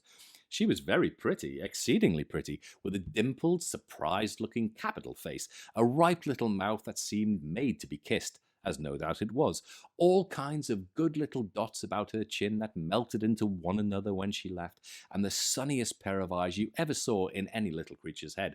Altogether, she was what you would have called provoking, but satisfactory too. Oh, perfectly satisfactory. He's a comical old fellow, said Scrooge's nephew. That's the truth, and not so pleasant as he might be. However, his offences carry their own punishment, and I have nothing to say against him. I'm sure he's very rich, Fred, hinted Scrooge's niece. At least you always tell me so. What of that, my dear? Said Scrooge's nephew. His wealth is of no use to him. He don't do any good with it. He don't make himself comfortable with it. He hasn't the satisfaction of thinking that he's ever going to benefit us with it. I have no patience with him, observed Scrooge's niece. Scrooge's niece's sisters and all the other ladies expressed the same opinion. Oh, I have, said Scrooge's nephew. I'm sorry for him, and I couldn't be angry with him if I tried. Who suffers by his ill whims? It's himself, always. Here, he takes it into his head to dislike us, and he won't come and dine with us. What's the consequence? He don't lose much of a dinner. Indeed, I think he loses a very good dinner, interrupted Scrooge's niece. Everybody else said the same, and they must be allowed to have been competent judges, because they had just had dinner, and with the dessert upon the table were clustered round the fire by lamplight. Well, I'm very glad to hear it, said Scrooge's nephew, because I haven't great faith in these young housekeepers. What do you say, Topper? Topper had clearly got his eye upon one of Scrooge's niece's sisters, for he answered that a bachelor was a wretched outcast who had no right to express an opinion on the subject. Whereat Scrooge's niece's sister, the plump one with the lace tucker, not the one with the roses, blushed. Do go on, Fred, said Scrooge's niece, clapping her hands. He never finishes what he begins to say. He's such a ridiculous fellow. Scrooge's nephew revelled in another laugh, and as it was impossible to keep the infection off, though the plump sister tried hard to do it with aromatic vinegar, his example was unanimously followed. I was only going to say, said Scrooge's nephew, that the consequence of his taking a dislike to us and not making merry with us is, as I think, that he loses some pleasant moments, which could do him no harm. I'm sure he loses pleasanter companions than he can find in his own thoughts, either in his mouldy old office or his dusty chambers. I mean, to give him the same chance every year, whether he likes it or not, for I pity him. He may rail at Christmas till he dies, but I can't help thinking better of it. I defy him. If he finds me going there in good temper year after year and saying, Uncle Scrooge, how are you? If it only puts him in the vein to leave his poor clerk £50, that's something. And I think I shook him yesterday. It was their turn to laugh now at the notion of his shaking Scrooge, but being thoroughly good-natured, and not much caring what they laughed at, so that they laughed at any rate, he encouraged them in their merriment and passed the bottle joyously. After tea, they had some music, for they were a musical family, and knew what they were about, when they sung a glee or a catch, I can assure you, especially Topper, who could growl away in the bass like a good one, and never swell the large veins in his forehead, or get red in the face over it. Scrooge's niece played well upon the harp, and played among other tunes a simple little air, a mere nothing, you might learn to whistle it in 2 minutes, which had been familiar to the child who fetched Scrooge from the boarding school, as he had been reminded by the ghost of Christmas past. When this strain of music sounded, All the things that the ghost had shown him came upon his mind. He softened more and more, and thought that if he could have listened to it often years ago, he might have cultivated the kindness of life for his own happiness with his own hands, without resorting to the sexton's spade that buried Jacob Marley. But they didn't devote the whole evening to music. After a while, they played at forfeits, for it is good to be children sometimes, and never better than at Christmas, when its mighty founder was a child himself. Stop! There was first a game at blind man's buff. Of course there was, and I no more believe Topper was really blind than I believe he had eyes in his boots. My opinion is that it was a done thing between him and Scrooge's nephew, and that the ghost of Christmas present knew it. The way he went after that plump sister in the lace tucker was an outrage on the credulity of human nature. Knocking down the fire irons, tumbling over the chairs, bumping against the piano, smothering himself among the curtains, wherever she went, there went he. He always knew where the plump sister was. He wouldn't catch anybody else. If you had fallen up against him, as some of them did on purpose, he would have made a feint of endeavouring to seize you, which would have been an affront to your understanding, and would instantly have sided off in the direction of the plump sister. She often cried out that it wasn't fair, and it really was not. But when at last he caught her, when, in spite of all her silken rustlings and her rapid flutterings past him, he got into a corner where there was no escape, then his conduct was the most execrable, for his pretending not to know her, his pretending that it was necessary to touch her headdress, and further to assure himself of her identity by pressing a certain ring upon her finger, and a certain chain about her neck, was vile, monstrous. No doubt she told him her opinion of it when, another blind man being in office, they were so very confidential together, behind the curtains. Scrooge's niece was not one of the blind man's buff's party, but was made comfortable with a large chair and footstool in a snug corner, where the ghost and Scrooge were close behind her. But she joined in the forfeits, and loved her love to admiration with all the letters of the alphabet. Likewise, at the game of how, when, and where, she was very great, and, to the secret joy of Scrooge's nephew, beat her sisters hollow.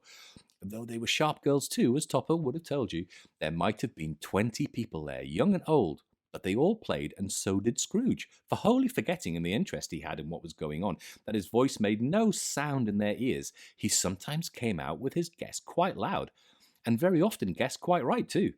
For the sharpest needle best Whitechapel warranted not to cut the eye was not sharper than Scrooge, blunt as he took it in his head to be. The ghost was greatly pleased to find him in this mood, and looked upon him with such favour, that he begged like a boy to be allowed to stay until the guests departed. But this the spirit said could not be done. "Here is a new game," said Scrooge. "1 half-hour, spirit, only one." It was a game called Yes and No, where Scrooge's nephew had to think of something, and the rest must find out what. He only answered to their questions yes or no, as the case was. The brisk fire of questioning to which he was exposed elicited from him that he was thinking of an animal. A live animal, rather a disagreeable animal, a savage animal. An animal that growled and grunted sometimes, and talked sometimes, and lived in London, and walked about the streets, and wasn't made a show of, and wasn't led by anybody, and didn't live in a menagerie, and was never killed in a market, and was not a horse, or an ass, or a cow, or a bull, or a tiger, or a dog, or a pig, or a cat, or a bear. At every fresh question that was put to him, this nephew burst into a fresh roar of laughter, and was so inexpressibly tickled that he was obliged to get up off the sofa and stamp. At last, the plump sister, falling into a similar state, cried out, "I have found it out! I know what it is, Fred! I know what it is!" "What is it?" cried Fred. "It's your Uncle Scrooge!"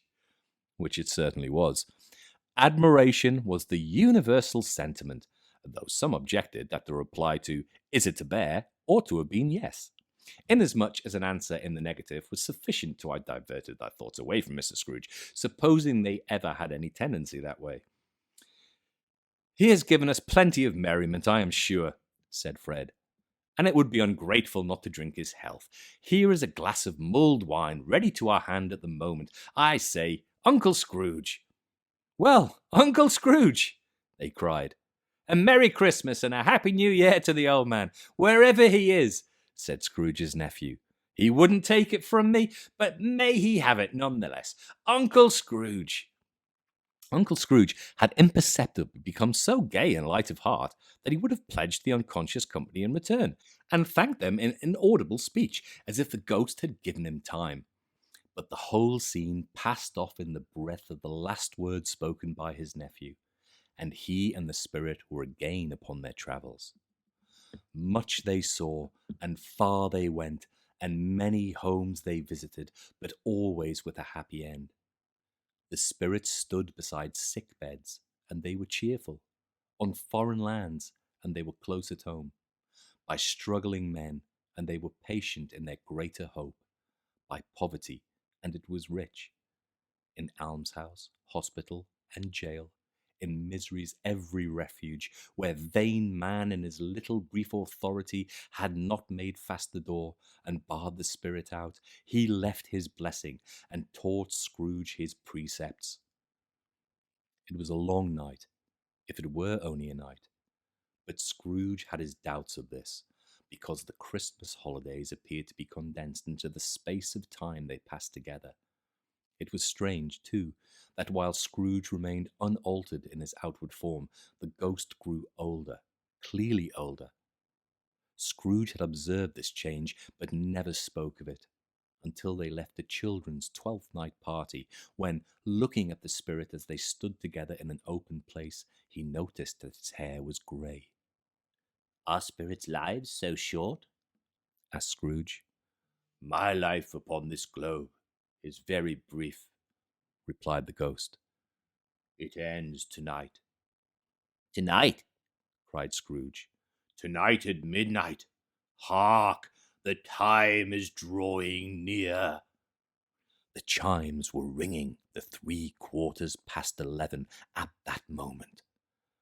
"Forgive me if I am not justified in what I ask," said Scrooge, looking intently at the spirit's robe, "but I see something strange and not belonging to yourself protruding from your skirts. Is it a foot or a claw?" "It might be a claw, for the flesh there is upon it," was the spirit's sorrowful reply. "Look here."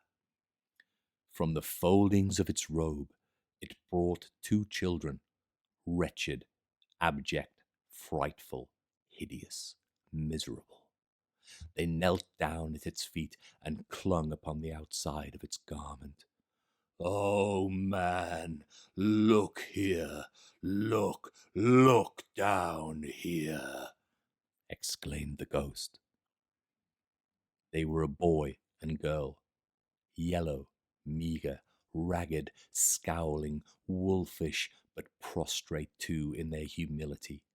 Where graceful youth should have filled their features out and touched them with its freshest tints, a stale and shriveled hand, like that of age, had pinched and twisted them and pulled them into shreds.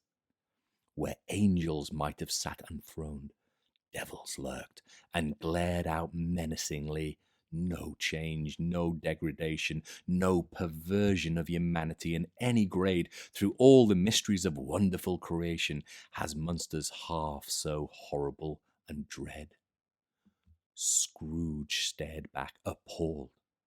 Having them shown to him in this way, he tried to say they were fine children, but the words choked themselves rather than be parties to a lie of such enormous magnitude. "Spirit, are they yours?" Scrooge could say no more. "They are man's," said the spirit, looking down upon them, "and they cling to me, appealing from their fathers. This boy is ignorance. This girl is want. Beware them both, and all of their degree, but most of all beware this boy, for on his brow I see that written which is doom, unless the writing be erased." "Deny it!" cried the spirit, stretching out its hand towards the city. "Slander those who tell it ye, admit it for your factious purposes, and make it worse, and bide the end." "Have they no refuge or resource?" cried Scrooge. "Are there no prisons?" said the spirit, turning on him for the last time with his own words. "Are there no workhouses?" The bell struck 12.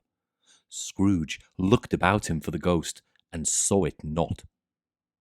As the last stroke ceased to vibrate, he remembered the prediction of old Jacob Marley, and lifting up his eyes, beheld a solemn phantom, draped and hooded, coming like a mist along the ground towards him. Stave 4, the last of the spirits. The phantom slowly, gravely, silently approached. When it came near him, Scrooge bent down upon his knee, for in the very air through which this spirit moved it seemed to scatter gloom and misery. It was shrouded in a deep black garment, which concealed its head, its face, its form, and left nothing of it visible save one outstretched hand. But for this it would have been difficult to detach its figure from the night, and separate it from the darkness by which it was surrounded. He felt that it was tall and stately when it came beside him, and that its mysterious presence filled him with a solemn dread. He knew no more, for the spirit neither spoke nor moved. "I am in the presence of the ghost of Christmas yet to come," said Scrooge. The spirit answered not, but pointed onwards with its hand. You are about to show me shadows of the things that have not happened, but will happen in the time before us," Scrooge pursued. "Is that so, spirit?" The upper portion of the garment was contracted for an instant in its folds, as if the spirit had inclined its head. That was the only answer he received. Although well used to ghostly company by this time, Scrooge feared the silent shape so much that his legs trembled beneath him, and he found that he could hardly stand when he prepared to follow it. The spirit paused a moment, as observing his condition and giving him time to recover. But Scrooge was all the worse for this. It thrilled him with a vague, uncertain horror to know that behind the dusky shroud there were ghostly eyes intently fixed upon him, while he, though he stretched his own to the utmost, could see nothing but a spectral hand and one great heap of black. "Ghost of the future," he exclaimed, "I fear you more than any spectre I have seen. But as I know your purpose is to do me good, and as I hope to live to be another man from what I was, I am prepared to bear your company, and do it with a thankful heart. Will you not speak to me?" It gave him no reply. The hand was pointed straight before them. "Lead on," said Scrooge. "Lead on. The night is waning fast, and it is precious time to me, I know. Lead on, spirit." The phantom moved away as it had come towards him. Scrooge followed in the shadow of its dress, which bore him up, he thought, and carried him along. They scarcely seemed to enter the city, for the city rather seemed to spring up about them and encompass them of its own act. But there they were, in the heart of it, on change, amongst the merchants, who hurried up and down and chinked the money in their pockets, and conversed in groups, and looked at their watches, and trifled thoughtfully with their great gold seals, and so forth, as Scrooge had seen them often. The spirit stopped beside one little knot of businessmen. Observing that the hand was pointed to them, Scrooge advanced to listen to their talk. "No," said a great fat man with a monstrous chin. "I don't know much about it either way. I only know he's dead." "When did he die?" inquired another. "Last night, I believe." "Why, what was the matter with him?" asked a third, taking a vast quantity of snuff out of a very large snuff-box. "I thought he'd never die." "God knows," said the first with a yawn. "What has he done with his money?" asked a red-faced gentleman with a pendulous excrescence on the end of his nose that shook like the gills of a turkey-cock. "I haven't heard," said the man with the large chin, yawning again. Left it to his company, perhaps. He hasn't left it to me, that's all I know. This pleasantry was received with a general laugh. It's likely to be a very cheap funeral, said the same speaker, for upon my life I don't know of anybody to go to it. Suppose we make up a party and volunteer. I don't mind going if lunch is provided, observed the gentleman with the excrescence on his nose. But I must be fed if I make one. Another laugh. Well, I am the most disinterested among you after all, said the first speaker, for I never wear black gloves and I never eat lunch. But I'll offer to go if anybody else will. When I come to think of it, I'm not at all sure that I wasn't his most particular friend, for we used to stop and speak whenever we met. Bye-bye. Speakers and listeners strolled away and mixed with other groups. Scrooge knew the men and looked towards the spirit for an explanation. The phantom glided on into a street. Its finger pointed to two persons meeting. Scrooge listened again, thinking that the explanation might lie here. He knew these men also perfectly. They were men of business, very wealthy and of great importance. He had made a point always of standing well in their esteem, in a business point of view, that is, strictly in a business point of view. "How are you?" said one. "How are you?" returned the other. "Well," said the first, "Old Scratch has got his own at last, eh?" "So I'm told," returned the second. "Cold, isn't it?" "Seasonable for Christmas time. You're not a skater, I suppose?" "No, no. Something else to think of. Good morning." Not another word. That was their meeting, their conversation, and their parting. Scrooge was at first inclined to be surprised that the spirit should attach importance to conversations apparently so trivial. But feeling assured that they must have some hidden purpose, he set himself to consider what it was likely to be. They could scarcely be supposed to have any bearing on the death of Jacob, his old partner, for that was past, and this ghost province was the future.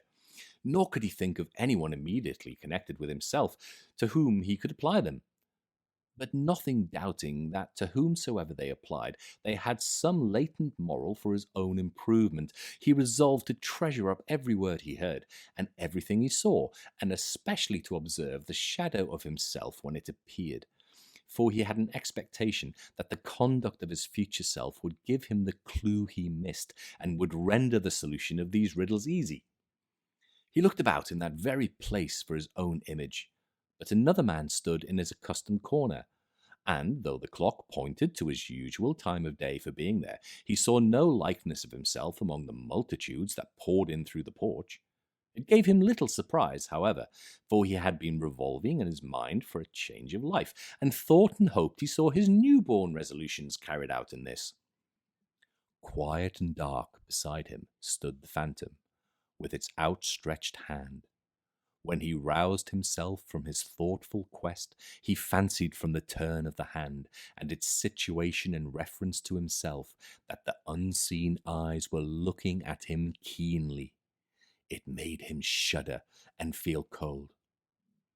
They left the busy scene and went into an obscure part of the town where Scrooge had never penetrated before, although he recognized its situation and its bad repute. The ways were foul and narrow, the shops and houses wretched, the people half naked, drunken, slipshod, ugly. Alleys and archways, like so many cesspools, disgorged their offences of smell and dirt and life upon the straggling streets, and the whole quarter reeked with crime, with filth and misery. Far in this den of infamous resort, there was a low-browed beetling shop below a penthouse roof, where iron, old rags, bottles, bones, and greasy offal were bought. Upon the floor within were piled up heaps of rusty keys, nails, chains, hinges, files, scales, weights, and refuse iron of all kinds. Secrets that few would like to scrutinize were bred and hidden in mountains of unseemly rags, masses of corrupted fat, and sepulchres of bones. Sitting in among the wares he dealt in by a charcoal stove made of old bricks was a grey-haired rascal, nearly 70 years of age, who had screened himself from the cold air without by a frowsy curtaining of miscellaneous tatters hung upon a line, and smoked his pipe in all the luxury of calm retirement. Scrooge and the Phantom came into the presence of this man, just as a woman with a heavy bundle slunk into the shop. But she had scarcely entered when another woman, similarly laden, came in too, and she was closely followed by a man in faded black, who was no less startled by the sight of them than they had been upon the recognition of each other. After a short period of blank astonishment, in which the old man with the pipe had joined them, they all three burst into a laugh. "Let the charwoman alone be the first," cried she who had entered first. "Let the laundress alone be the second, and let the undertaker's man alone be the third. Look here, old Joe, here's a chance, if we haven't all three met here without meaning it." "You couldn't have met in a better place," said old Joe, removing his pipe from his mouth. "Come into the parlour. You were made free of it long ago, you know, and the other two ain't strangers. Stop till I shut the door of the shop. Ah, it shrieks. There ain't such a rusty bit of metal in the place as its own hinges, I believe, and I'm sure there's no such old bones here as mine. We're all suitable to our calling, and we're well matched. Come into the parlour, come into the parlour." The parlour was the space behind the screen of rags. The old man raked the fire together with an old stair rod, and having trimmed his smoky lamp, for it was night, with the stem of his pipe, put it in his mouth again. While he did this, the woman who had already spoken threw her bundle on the floor and sat down in a flaunting manner on a stool, crossing her elbows on her knees and looking with a bold defiance at the other two. "What odds, then? What odds, Mrs. Dibbler?" said the woman. "Every person has a right to take care of themselves. He always did." "That's true indeed," said the laundress. "No man more so." "Why, then, don't stand staring as if you were afraid, woman. Who's the wiser? We're not going to pick holes in each other's coats, I suppose." "No, indeed," said Mrs. Dilber and the man together. "We should hope not." "Very well, then," cried the woman. "That's enough. Who's the worse for a loss of a few things like these? Not a dead man, I suppose." "No, indeed," said Mrs. Dilber, laughing. "If you wanted to keep him after he was dead, a wicked old screw," pursued the woman, "why wasn't he natural in his lifetime? If he had been, he'd have had somebody to look after him when he was struck with death, instead of lying gasping out his last there, alone by himself." "That's the truest word that was ever spoke," said Mrs. Dilber. "It's a judgment on him." "I wish it was a little heavier judgment," replied the woman. "And it should have been, you may depend upon it. If I could have laid my hands or anything else, open that bundle, old Joe, and let me know the value of it. Speak out plain. I'm not afraid to be the first, nor afraid for them to see it. We know pretty well that we were helping ourselves before we met here, I believe. It's no sin. Open the bundle, Joe." But the gallantry of her friends would not allow of this, and the man in faded black, mounting the breach first, produced his plunder. It was not extensive. A seal or two, a pencil case, a pair of sleeve buttons, and a brooch of no great value were all. They were severally examined and appraised by old Joe, who chalked the sums he was disposed to give for each upon the wall, and added them up into a total when he found there was nothing more to come. "That's your account," said Joe. "and I wouldn't give another sixpence if I was to be boiled for not doing it. Who's next?" Mrs. Dilber was next. Sheets and towels, a little wearing apparel, 2 old-fashioned silver teaspoons, a pair of sugar tongs, and a few boots. Her account was stated on the wall in the same manner. "I always give too much to ladies. It's a weakness of mine. That's the way I ruin myself," said old Joe. "That's your account. If you asked me for another penny and made it an open question, I'd repent of being so liberal and knock off half a crown." "And now undo my bundle, Joe," said the first woman. Joe went down on his knees for the greater convenience of opening it, and having unfastened a great many knots, dragged out a large and heavy roll of some dark stuff. "What do you call this?" said Joe. "Bed curtains." "Ah," returned the woman, laughing and leaning forward on her crossed arms. "Bed curtains!" You don't mean to say you took 'em down, rings and all, with him lying there?" said Joe. "Yes, I do," replied the woman. "Why not?" "You were born to make your fortune," said Joe, "and you'll certainly do it." "I certainly shan't hold my hand when I can get anything in by reaching it out for the sake of such a man as he was, I promise you, Joe," returned the woman coolly. "Don't drop that oil upon the blankets now." "His blankets?" asked Joe. "Who else's, do you think?" replied the woman. "He isn't likely to take cold without 'em, I say." "I hope he didn't have anything catching, eh?" said old Joe, stopping in his work and looking up. "Don't you be afraid of that," returned the woman. "I ain't so fond of his company that I'd loiter about him for such things if he did. You may look through that shirt till your eyes ache, but you won't find an hole in it nor a threadbare piece. It's the best he had, and a fine one too. They'd have wasted it if it hadn't been for me." "What do you call wasting of it?" asked old Joe. "Putting it on him to be buried in, to be sure," replied the woman with a laugh. "Somebody was fool enough to do it, but I took it off again. If calico ain't good enough for such a purpose, it ain't good enough for anything. It's quite as becoming to the body. He can't look uglier than he did in that one." Scrooge listened to this dialogue in horror as they sat grouped about their spoil in the scanty light afforded by the old man's lamp. He viewed them with a detestation and disgust which could hardly have been greater, though they had been obscene demons marketing the corpse itself. "Ha ha!" laughed the same woman, when old Joe, producing a flannel bag with money in it, took out their several gains upon the ground. "This is the end of it, you see. He frightened everyone away from him when he was alive, to profit us when he was dead. Ha ha ha!" "Spirit," said Scrooge, shuddering from head to foot. I see. The case of this unhappy man might be my own. My life tends to be that way now. Merciful heaven, what is this?"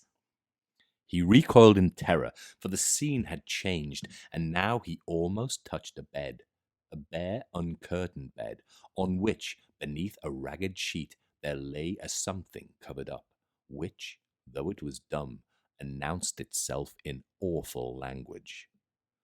The room was very dark, too dark to be observed with any accuracy, though Scrooge glanced round it in obedience to a secret impulse, anxious to know what kind of room it was. A pale light, rising in the outer air, fell straight upon the bed, and on it, plundered and bereft, unwatched, unwept, uncared for, was the body of this man. Scrooge glanced towards the phantom. Its steady hand was pointed to the head. The cover was so carelessly adjusted that the slightest raising of it, the motion of a finger upon Scrooge's part, would have disclosed the face. He thought of it, felt how easy it would be to do, and longed to do it, but had no more power to withdraw the veil than to dismiss the spectre at his side. O cold, cold, rigid, dreadful death, set up thine altar here, and dress it with such terrors as thou hast at thy command, for this is thy dominion, but of the loved, revered, and honoured head thou canst not turn one hair to thy dread purposes, or make one feature odious. It is not that the hand is heavy and will fall down when released. It is not that the heart and pulse are still, but that the hand was open, generous and true, the heart brave, warm, tender, and the pulse a man's. Strike, shadow, strike, and see his good deeds springing from the wound to sow the world with life immortal. No voice pronounced these words in Scrooge's ears, and yet he heard them when he looked upon the bed. He thought, if this man could be raised up now, what would be his foremost thoughts? Avarice? Hard-dealing? Griping cares? That would have brought him to a rich end, truly.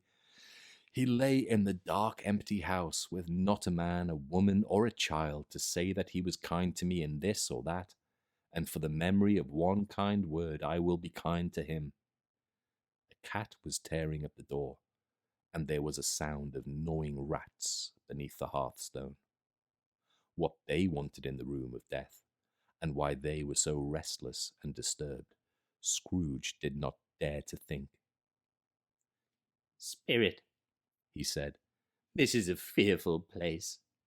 In leaving it, I shall not leave its lesson, trust me. Let us go. Still the ghost pointed with an unmoved finger to the head. I understand you, Scrooge returned. and I would do it if I could, but I have not the power, Spirit. I have not the power. Again it seemed to look upon him. If there is any person in this town who feels emotion caused by this man's death, Said Scrooge, quite agonized. show that person to me, Spirit, I beseech you. The phantom spread its dark robe before him for a moment, like a wing, and withdrawing it, revealed a room by daylight, where a mother and her children were.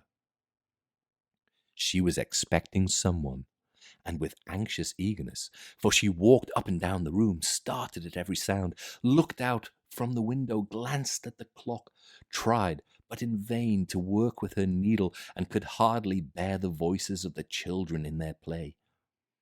At length, the long-expected knock was heard. She hurried to the door and met her husband, a man whose face was careworn and depressed, though he was young.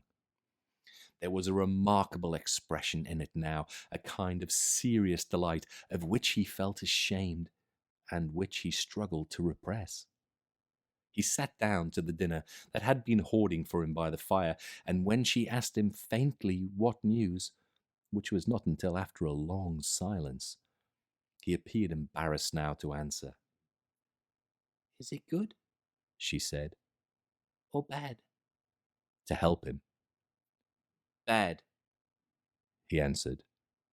We are quite ruined. No, there is hope yet, Caroline. If he relents, She said, amazed. there is. Nothing is past hope if such a miracle has happened. He is past relenting, said her husband. He is dead. She was a mild and patient creature, if her face spoke truth, but she was thankful in her soul to hear it, and she said so with clasped hands. She prayed forgiveness the next moment and was sorry, but the first was the emotion of her heart. What the half-drunken woman whom I told of you last night said to me when I tried to see him and obtain a week's delay, and what I thought was a mere excuse to avoid me, turns out to have been quite true. He was not only very ill, but dying then. To whom will our debt be transferred? I don't know, but before that time we shall be ready with the money, and even though we were not, it would be a bad fortune indeed to find so merciless a creditor in his successor. We may sleep tonight with light hearts, Caroline. Yes, soften it as they would, their hearts were lighter. The children's faces, hushed and clustered round to hear what they so little understood, were brighter, and it was a happier house for this man's death. The only emotion that the ghost could show him, caused by the event, was one of pleasure. Let me see some tenderness connected with the death, Said Scrooge. or that dark chamber, Spirit, which we left just now, will be forever present to me. The ghost conducted him through several streets familiar to his feet, and as they went along, Scrooge looked here and there to find himself, but nowhere was he to be seen. They entered poor Bob Cratchit's house, the dwelling he had visited before, and found the mother and the children seated round the fire. Quiet. Very quiet. The noisy little Cratchits were as still as statues in one corner, and sat looking up at Peter, who had a book before him. The mother and her daughters were engaged in sewing, but surely they were very quiet. And he took a child and set it in the midst of them. Where had Scrooge heard those words? He had not dreamed them. The boy must have read them out as he and the spirit crossed the threshold. Why did he not go on?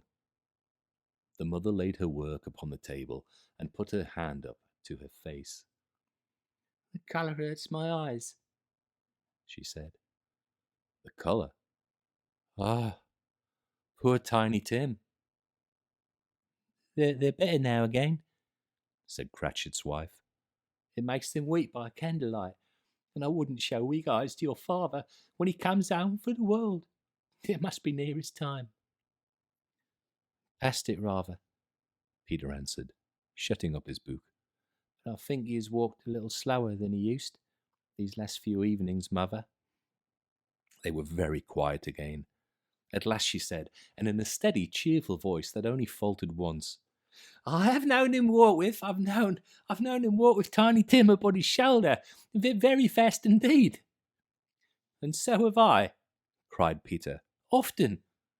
And so have I, exclaimed another. So had all. But he was very light to carry, she resumed, intent upon her work. And his father loved him so that it was no trouble. And then there was your father at the door. She hurried out to meet him, and little Bob in his comforter, he had need of it, poor fellow, came in. His tea was ready for him on the hob, and they all tried who should help him to it most. Then the two young Cratchits got upon his knees and laid each child a little cheek against his face, as if they said, Don't mind it, father, don't be grieved. Bob was very cheerful with them, and spoke pleasantly to all the family. He looked at the work upon the table, and praised the industry and speed of Mrs. Cratchit and the girls. They would be done long before Sunday, he said. Sunday? You went today then, Robert? said his wife. Yes, my dear, returned Bob. I wish you could have gone. It would have done you good to see how green a place it is. But you'll see it often. I promised him that I would walk there on a Sunday. My little child, cried Bob. My little child. He broke down all at once. He couldn't help it. If he could have helped it, he and his child would have been further apart perhaps than they were. He left the room and went upstairs into the room above, which was lighted cheerfully and hung with Christmas. There was a chair set close beside the child, and there were signs of someone having been there lately. Poor Bob sat down in it, and when he had thought a little and composed himself, he kissed the little face. He was reconciled to what had happened, and went down again, quite happy. They drew about the fire and talked, the girls and mother working still. Bob told them of the extraordinary kindness of Mr. Scrooge's nephew, whom he had scarcely seen but once, and who, meeting him in the street that day and seeing that he looked just a little down, you know, said Bob, inquired what had happened to distress him. On which, said Bob, for he is the pleasantest spoken gentleman you ever heard, I told him, I'm heartily sorry for it, Mr. Cratchit, he said, and heartily sorry for your good wife. By the by, how he ever knew that, I don't know. Knew what, my dear? Why, that you were a good wife, replied Bob. Everybody knows that, said Peter. Very well observed, my boy, cried Bob. I hope they do. Heartily sorry, he said, for your good wife. If I can be of service to you in any way, he said, giving me his card. That's where I live. Pray come to me. Now it wasn't, cried Bob, for the sake of anything he might be able to do for us, so much as for his kind way. And this was quite delightful. It really seemed as if he had known our Tiny Tim and felt with us. I'm sure he's a good soul, said Mrs. Cratchit. You would be sure of it, my dear, returned Bob. If you saw and spoke to him, I shouldn't be at all surprised. Mark what I say, if he got Peter a better situation. Only hear that, Peter, said Mrs. Cratchit. And then, cried one of the girls, Peter will be keeping company with someone and setting up for himself. Get along with you, retorted Peter, grinning. It's just as likely as not, said Bob. One of these days. Though there's plenty of time for that, my dear. But, however, and whenever we part from one another, I'm sure we shall none of us forget poor Tiny Tim, shall we? Or this first parting that there was among us? Never, father, cried they all.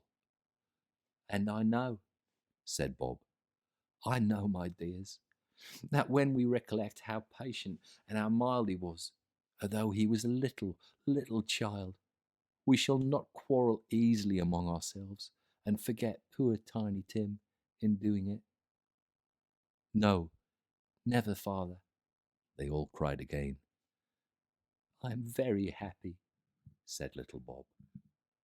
I am very happy. Mrs. Cratchit kissed him. His daughters kissed him. The two young Cratchits kissed him, and Peter and himself shook hands. Spirit of Tiny Tim, thy childish essence was from God. Spectre, said Scrooge. something informs me that our parting moment is at hand. I know it, but I know not how. Tell me what man that was whom we saw lying dead. The ghost of Christmas yet to come conveyed him, as before, though at a different time, he thought. Indeed, there seemed no order in these latter visions, save that they were in the future, into the resorts of businessmen, but showed him not himself.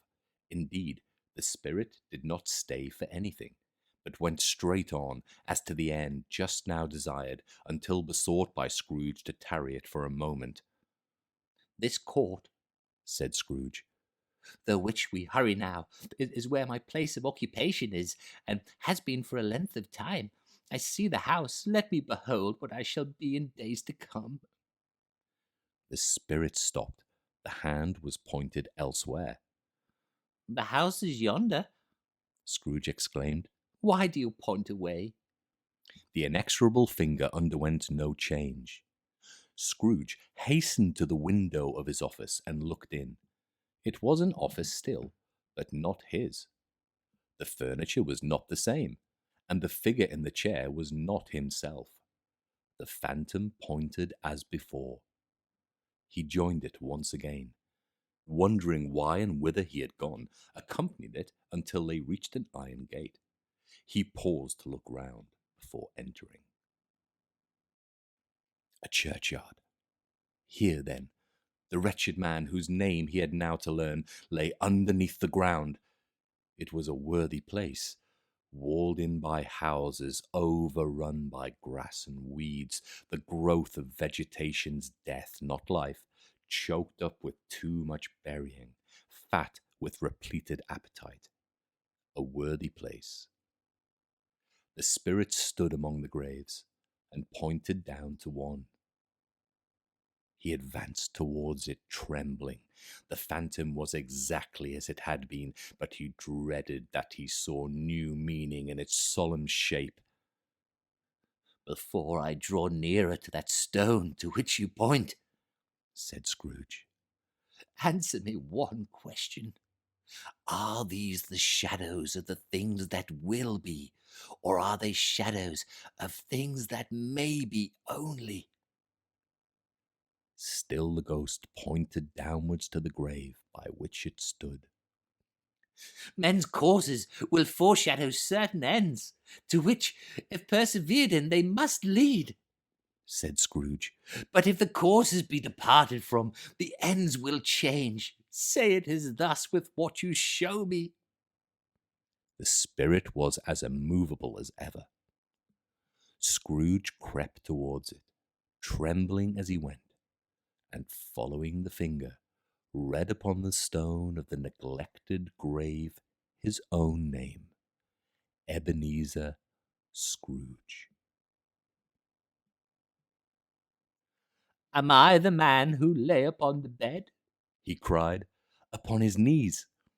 The finger pointed from the grave to him and back again. No, spirit, oh, no, no! The finger still was there. Spirit, he cried, tight clutching at its robe. Hear me! I am not the man I was. I will not be the man I must have been but for this intercourse. Why show me this if I am past all hope? For the first time, the hand appeared to shake. Good spirit, he perused, as down upon the ground he fell before it. Your nature intercedes for me and pities me. Assure me that I yet may change these shadows you have shown me by an altered life. The kind hand trembled. I will honour Christmas in my heart and try to keep it all the year. I will live in the past, the present, and the future. The spirits of all three shall strive within me. I will not shut out the lessons that they teach. Oh, tell me I may sponge away the writing on this stone. In his agony, he caught the spectral hand. It sought to free itself, but he was strong in his entreaty and detained it. The spirit, stronger yet, repulsed him. Holding up his hands in a last prayer to have his fate reversed, he saw an alteration in the phantom's hood and dress. It shrunk, collapsed, and dwindled down into a bedpost. Yes! And the bedpost was his own. The bed was his own. The room was his own. Best and happiest of all, the time before him was his own, to make amends in. I will live in the past, the present, and the future, Scrooge repeated as he scrambled out of bed. The spirits of all three shall strive within me. Oh, Jacob Marley, heaven and the Christmas time be praised for this. I say it on my knees, oh Jacob, on my knees. He was so fluttered and so glowing with his good intentions that his broken voice would scarcely answer to his call. He had been sobbing violently in his conflict with the spirit, and his face was wet with tears. They are not torn down, cried Scrooge, folding one of his bed curtains in his arms. They are not torn down, rings and all. They are here. I am here. The shadows of the things that would have been may be dispelled. They will be. I know they will. His hands were busy with his garments all this time, turning them inside out, putting them on upside down, tearing them, mislaying them, making them parties to every kind of extravagance. I don't know what to do, cried Scrooge, laughing and crying in the same breath, and making a perfect Laocoon of himself with his stockings. I am as light as a feather. I am as happy as an angel. I am as merry as a schoolboy. I am as giddy as a drunken man. A Merry Christmas to everybody. A Happy New Year to all the world. Hello there! Whoop! Hello! He had frisked into the sitting room and was now standing there perfectly winded. There's the saucepan that the gruel was in, cried Scrooge, starting off again and going round the fireplace. There's the door by which the ghost of Jacob Marley entered. There's the corner where the ghost of Christmas present sat. There's the window where I saw the wandering spirits. It's all right. It's all true. It all happened. Really, for a man who had been out of practice for so many years, it was a splendid laugh, a most illustrious laugh, the father of a long, long line of brilliant laughs. I don't know what day of the month it is, said Scrooge. I don't know how long I've been among the spirits. I don't know anything. I'm quite a baby. Never mind. I don't care. I'd rather be a baby. Hello! Whoop! Hello there! He was checked in his transports by the churches ringing out the lustiest peals he had ever heard. Clash, clang, hammer, ding, dong, bell. Bell, dong, ding, hammer, clash, clash. Oh, glorious, glorious! Running to the window, he opened it and put out his head. No fog, no mist, clear, bright, jovial, stirring, cold, cold piping for the blood to dance to, golden sunlight, heavenly sky, sweet fresh air, merry bells. Oh, glorious, glorious! What's today? Cried Scrooge, calling downward to a boy in Sunday clothes, who perhaps had loitered in to look about him. Eh? Returned the boy, with all his might of wonder. What's today, my fine fellow? Said Scrooge. Today? Replied the boy. Why, Christmas Day. It's Christmas Day, said Scrooge to himself. I haven't missed it. The spirits have done it all in one night. They can do anything they like. Of course they can. Of course they can. Hello, my fine fellow. Hello, returned the boy. Do you know the poulterers in the next street but one, at the corner? Scrooge inquired. I should hope I did, replied the lad. An intelligent boy, said Scrooge. A remarkable boy. Do you know whether they've sold the prize turkey that was hanging up there? Not the little prize turkey, the big one. What, the one as big as me? Returned the boy. What a delightful boy, said Scrooge. It's a pleasure to talk to him. Yes, my buck. It's hanging there now, replied the boy. Is it? Said Scrooge. Go and buy it. Walker! Exclaimed the boy. No, no, said Scrooge. I am in earnest.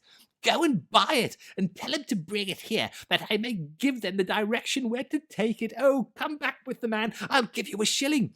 Come back with him in less than 5 minutes. They'll give you half a crown.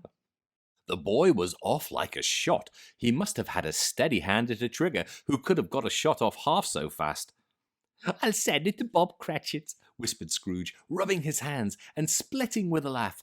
He shan't know who sends it. It's twice the size of Tiny Tim. Joe Miller never made such a joke as sending it to Bob's will be.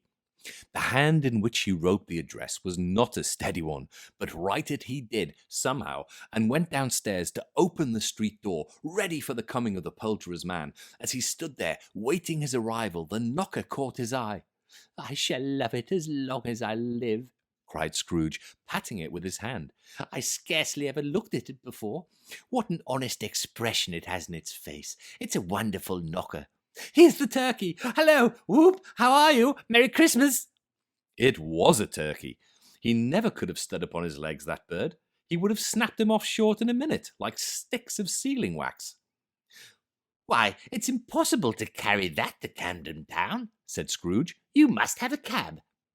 The chuckle with which he said this, and the chuckle with which he paid for the turkey, and the chuckle with which he paid for the cab, and the chuckle with which he recompensed the boy, were only to be exceeded by the chuckle in which he sat down breathless in his chair again, and chuckled till he cried. Shaving was not an easy task, for his hand continued to shake very much, and shaving requires attention, even when you don't dance when you are at it. But if he had cut the end of his nose off, he would have put a piece of sticking plaster over it and been quite satisfied. He dressed himself all in his best, and at last got out into the streets.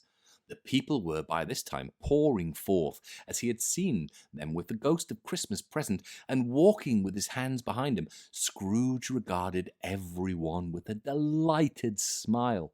He looked so irresistibly pleasant, in a word, that 3 or 4 good-humoured fellows said, "Good morning, sir. A Merry Christmas to you." And Scrooge said often afterwards that of all the blithe sounds he had ever heard, those were the blithest in his ears. He had not gone far when, coming on towards him, he beheld the portly gentleman who had walked into his counting-house the day before, and said, "Scrooge and Marley's, I believe." It sent a pang across his heart to think how this old gentleman would look upon him when they met. But he knew what path lay straight before him, and he took it. "My dear sir," said Scrooge, quickening his pace and taking the old gentleman by both hands. "How do you do? I hope you succeeded yesterday. It was very kind of you. A Merry Christmas to you, sir." "Mr. Scrooge?" "Yes," said Scrooge. "That is my name, and I fear it may not be pleasant to you. Allow me to ask your pardon, and will you have the goodness—" Here Scrooge whispered in his ear. "Lord bless me!" cried the gentleman, as if his breath were taken away. "My dear Mr. Scrooge, are you serious?" "If you please," said Scrooge. "Not a farthing less. A great many back payments are included in it, I assure you. Will you do me that favour?" "My dear sir," said the other, shaking hands with him, "I don't know what to say to such man—" "Don't say anything, please," retorted Scrooge. "Come and see me. Will you come and see me?" "I will," cried the old gentleman, and it was clear he meant to do it. "Thank ye," said Scrooge. "I am much obliged to you. I thank you 50 times. Bless you." He went to church, and walked about the streets, and watched the people hurrying to and fro, and patted children on the head, and questioned beggars, and looked down into the kitchens of houses, and up to the windows, and found that everything could yield him pleasure. He had never dreamed that any walk, that anything, could give him so much happiness. In the afternoon, he turned his steps towards his nephew's house. He passed the door a dozen times before he had the courage to go up and knock, but he made a dash and did it. Is your master at home, my dear? Said Scrooge to the girl. Nice girl, very. Yes, sir. Where is he, my love? Said Scrooge. He's in the dining room, sir, along with the mistress. I'll show you upstairs, if you please. Thank ye. He knows me, said Scrooge, with his hand already on the dining room lock. I'll go in here, my dear. He turned it gently and sidled his face in round the door. They were looking at the table, which was spread out in great array. These young housekeepers are always nervous on such points, and like to see that everything is right. Fred, said Scrooge. Dear heart alive, how his niece by marriage started! Scrooge had forgotten for the moment about her sitting in the corner with the footstool, or he wouldn't have done it on any account. Why, bless my soul! Cried Fred. Who's that? It's I, your Uncle Scrooge. I have come to dinner. Will you let me in, Fred? Let him in? It's a mercy he didn't shake his arm off. He was at home in 5 minutes. Nothing could be heartier. His niece looked just the same. So did Topper when he came. So did the plump sister when she came. So did everyone when they came. Wonderful party, wonderful games, wonderful unanimity, wonderful happiness. But he was early at the office the next morning. Oh, he was early there. If he could only be there first and catch Bob Cratchit coming late, that was the thing he had his heart set upon. And he did it. Yes, he did. The clock struck 9. No Bob. 1/4 past. No Bob. He was a full 18 minutes and a half behind his time. Scrooge sat with the door wide open, that he might see him come into the tank. His hat was off before he opened the door, his comforter too. He was on his stool in a jiffy, driving away with his pen as if he were trying to overtake 9 o'clock. Hello? Growled Scrooge, in his accustomed voice, as near as he could feign it. What do you mean by coming here at this time of day? I'm very sorry, sir, said Bob. I am behind my time. You are? Repeated Scrooge. Yes, I think you are. Step this way, sir, if you please. It's only once a year, sir, pleaded Bob, appearing from the tank. It shall not be repeated. I was making rather merry myself yesterday, sir. Now I'll tell you what, my friend, said Scrooge. I'm not going to stand for this sort of thing any longer. And therefore, he continued, leaping from his stool and giving Bob such a dig in the waistcoat that he staggered back into the tank again. And therefore, I am about to raise your salary. Bob trembled and got a little nearer to the ruler. He had a momentary idea of knocking Scrooge down with it, holding him and calling to the people in the court for help and a straight waistcoat. A Merry Christmas, Bob, said Scrooge, with an earnestness that could not be mistaken, as he clapped him on the back. A merrier Christmas, Bob, my good fellow, than I have given you for many a year. I'll raise your salary and endeavour to assist your struggling family, and we will discuss your affairs this very afternoon over a Christmas bowl of smoking bishop, Bob. Make up the fires and buy another coal scuttle before you dot another I, Bob Cratchit. Scrooge was better than his word. He did it all, and infinitely more. And to Tiny Tim, who did not die, he was a second father. He became as good a friend, as good a master, and as good a man as the good old city knew, or any other good old city, town, or borough in the good old world. Some people laughed to see the alteration in him, but he let them laugh, and little heeded them, for he was wise enough to know that nothing ever happened on this globe for good at which some people did not have their fill of laughter in the outset. And knowing that such as these would be blind anyway, He thought it quite as well that they should wrinkle up their eyes and grins, as have the malady in less attractive forms. His own heart laughed, and that was quite enough for him. He had no further intercourse with spirits, but lived upon the total abstinence principle ever afterwards, and it was always said of him that he knew how to keep Christmas well, if any man possessed the knowledge. May that truly be said of us, and all of us. And so, as Tiny Tim observed, God bless us, every one.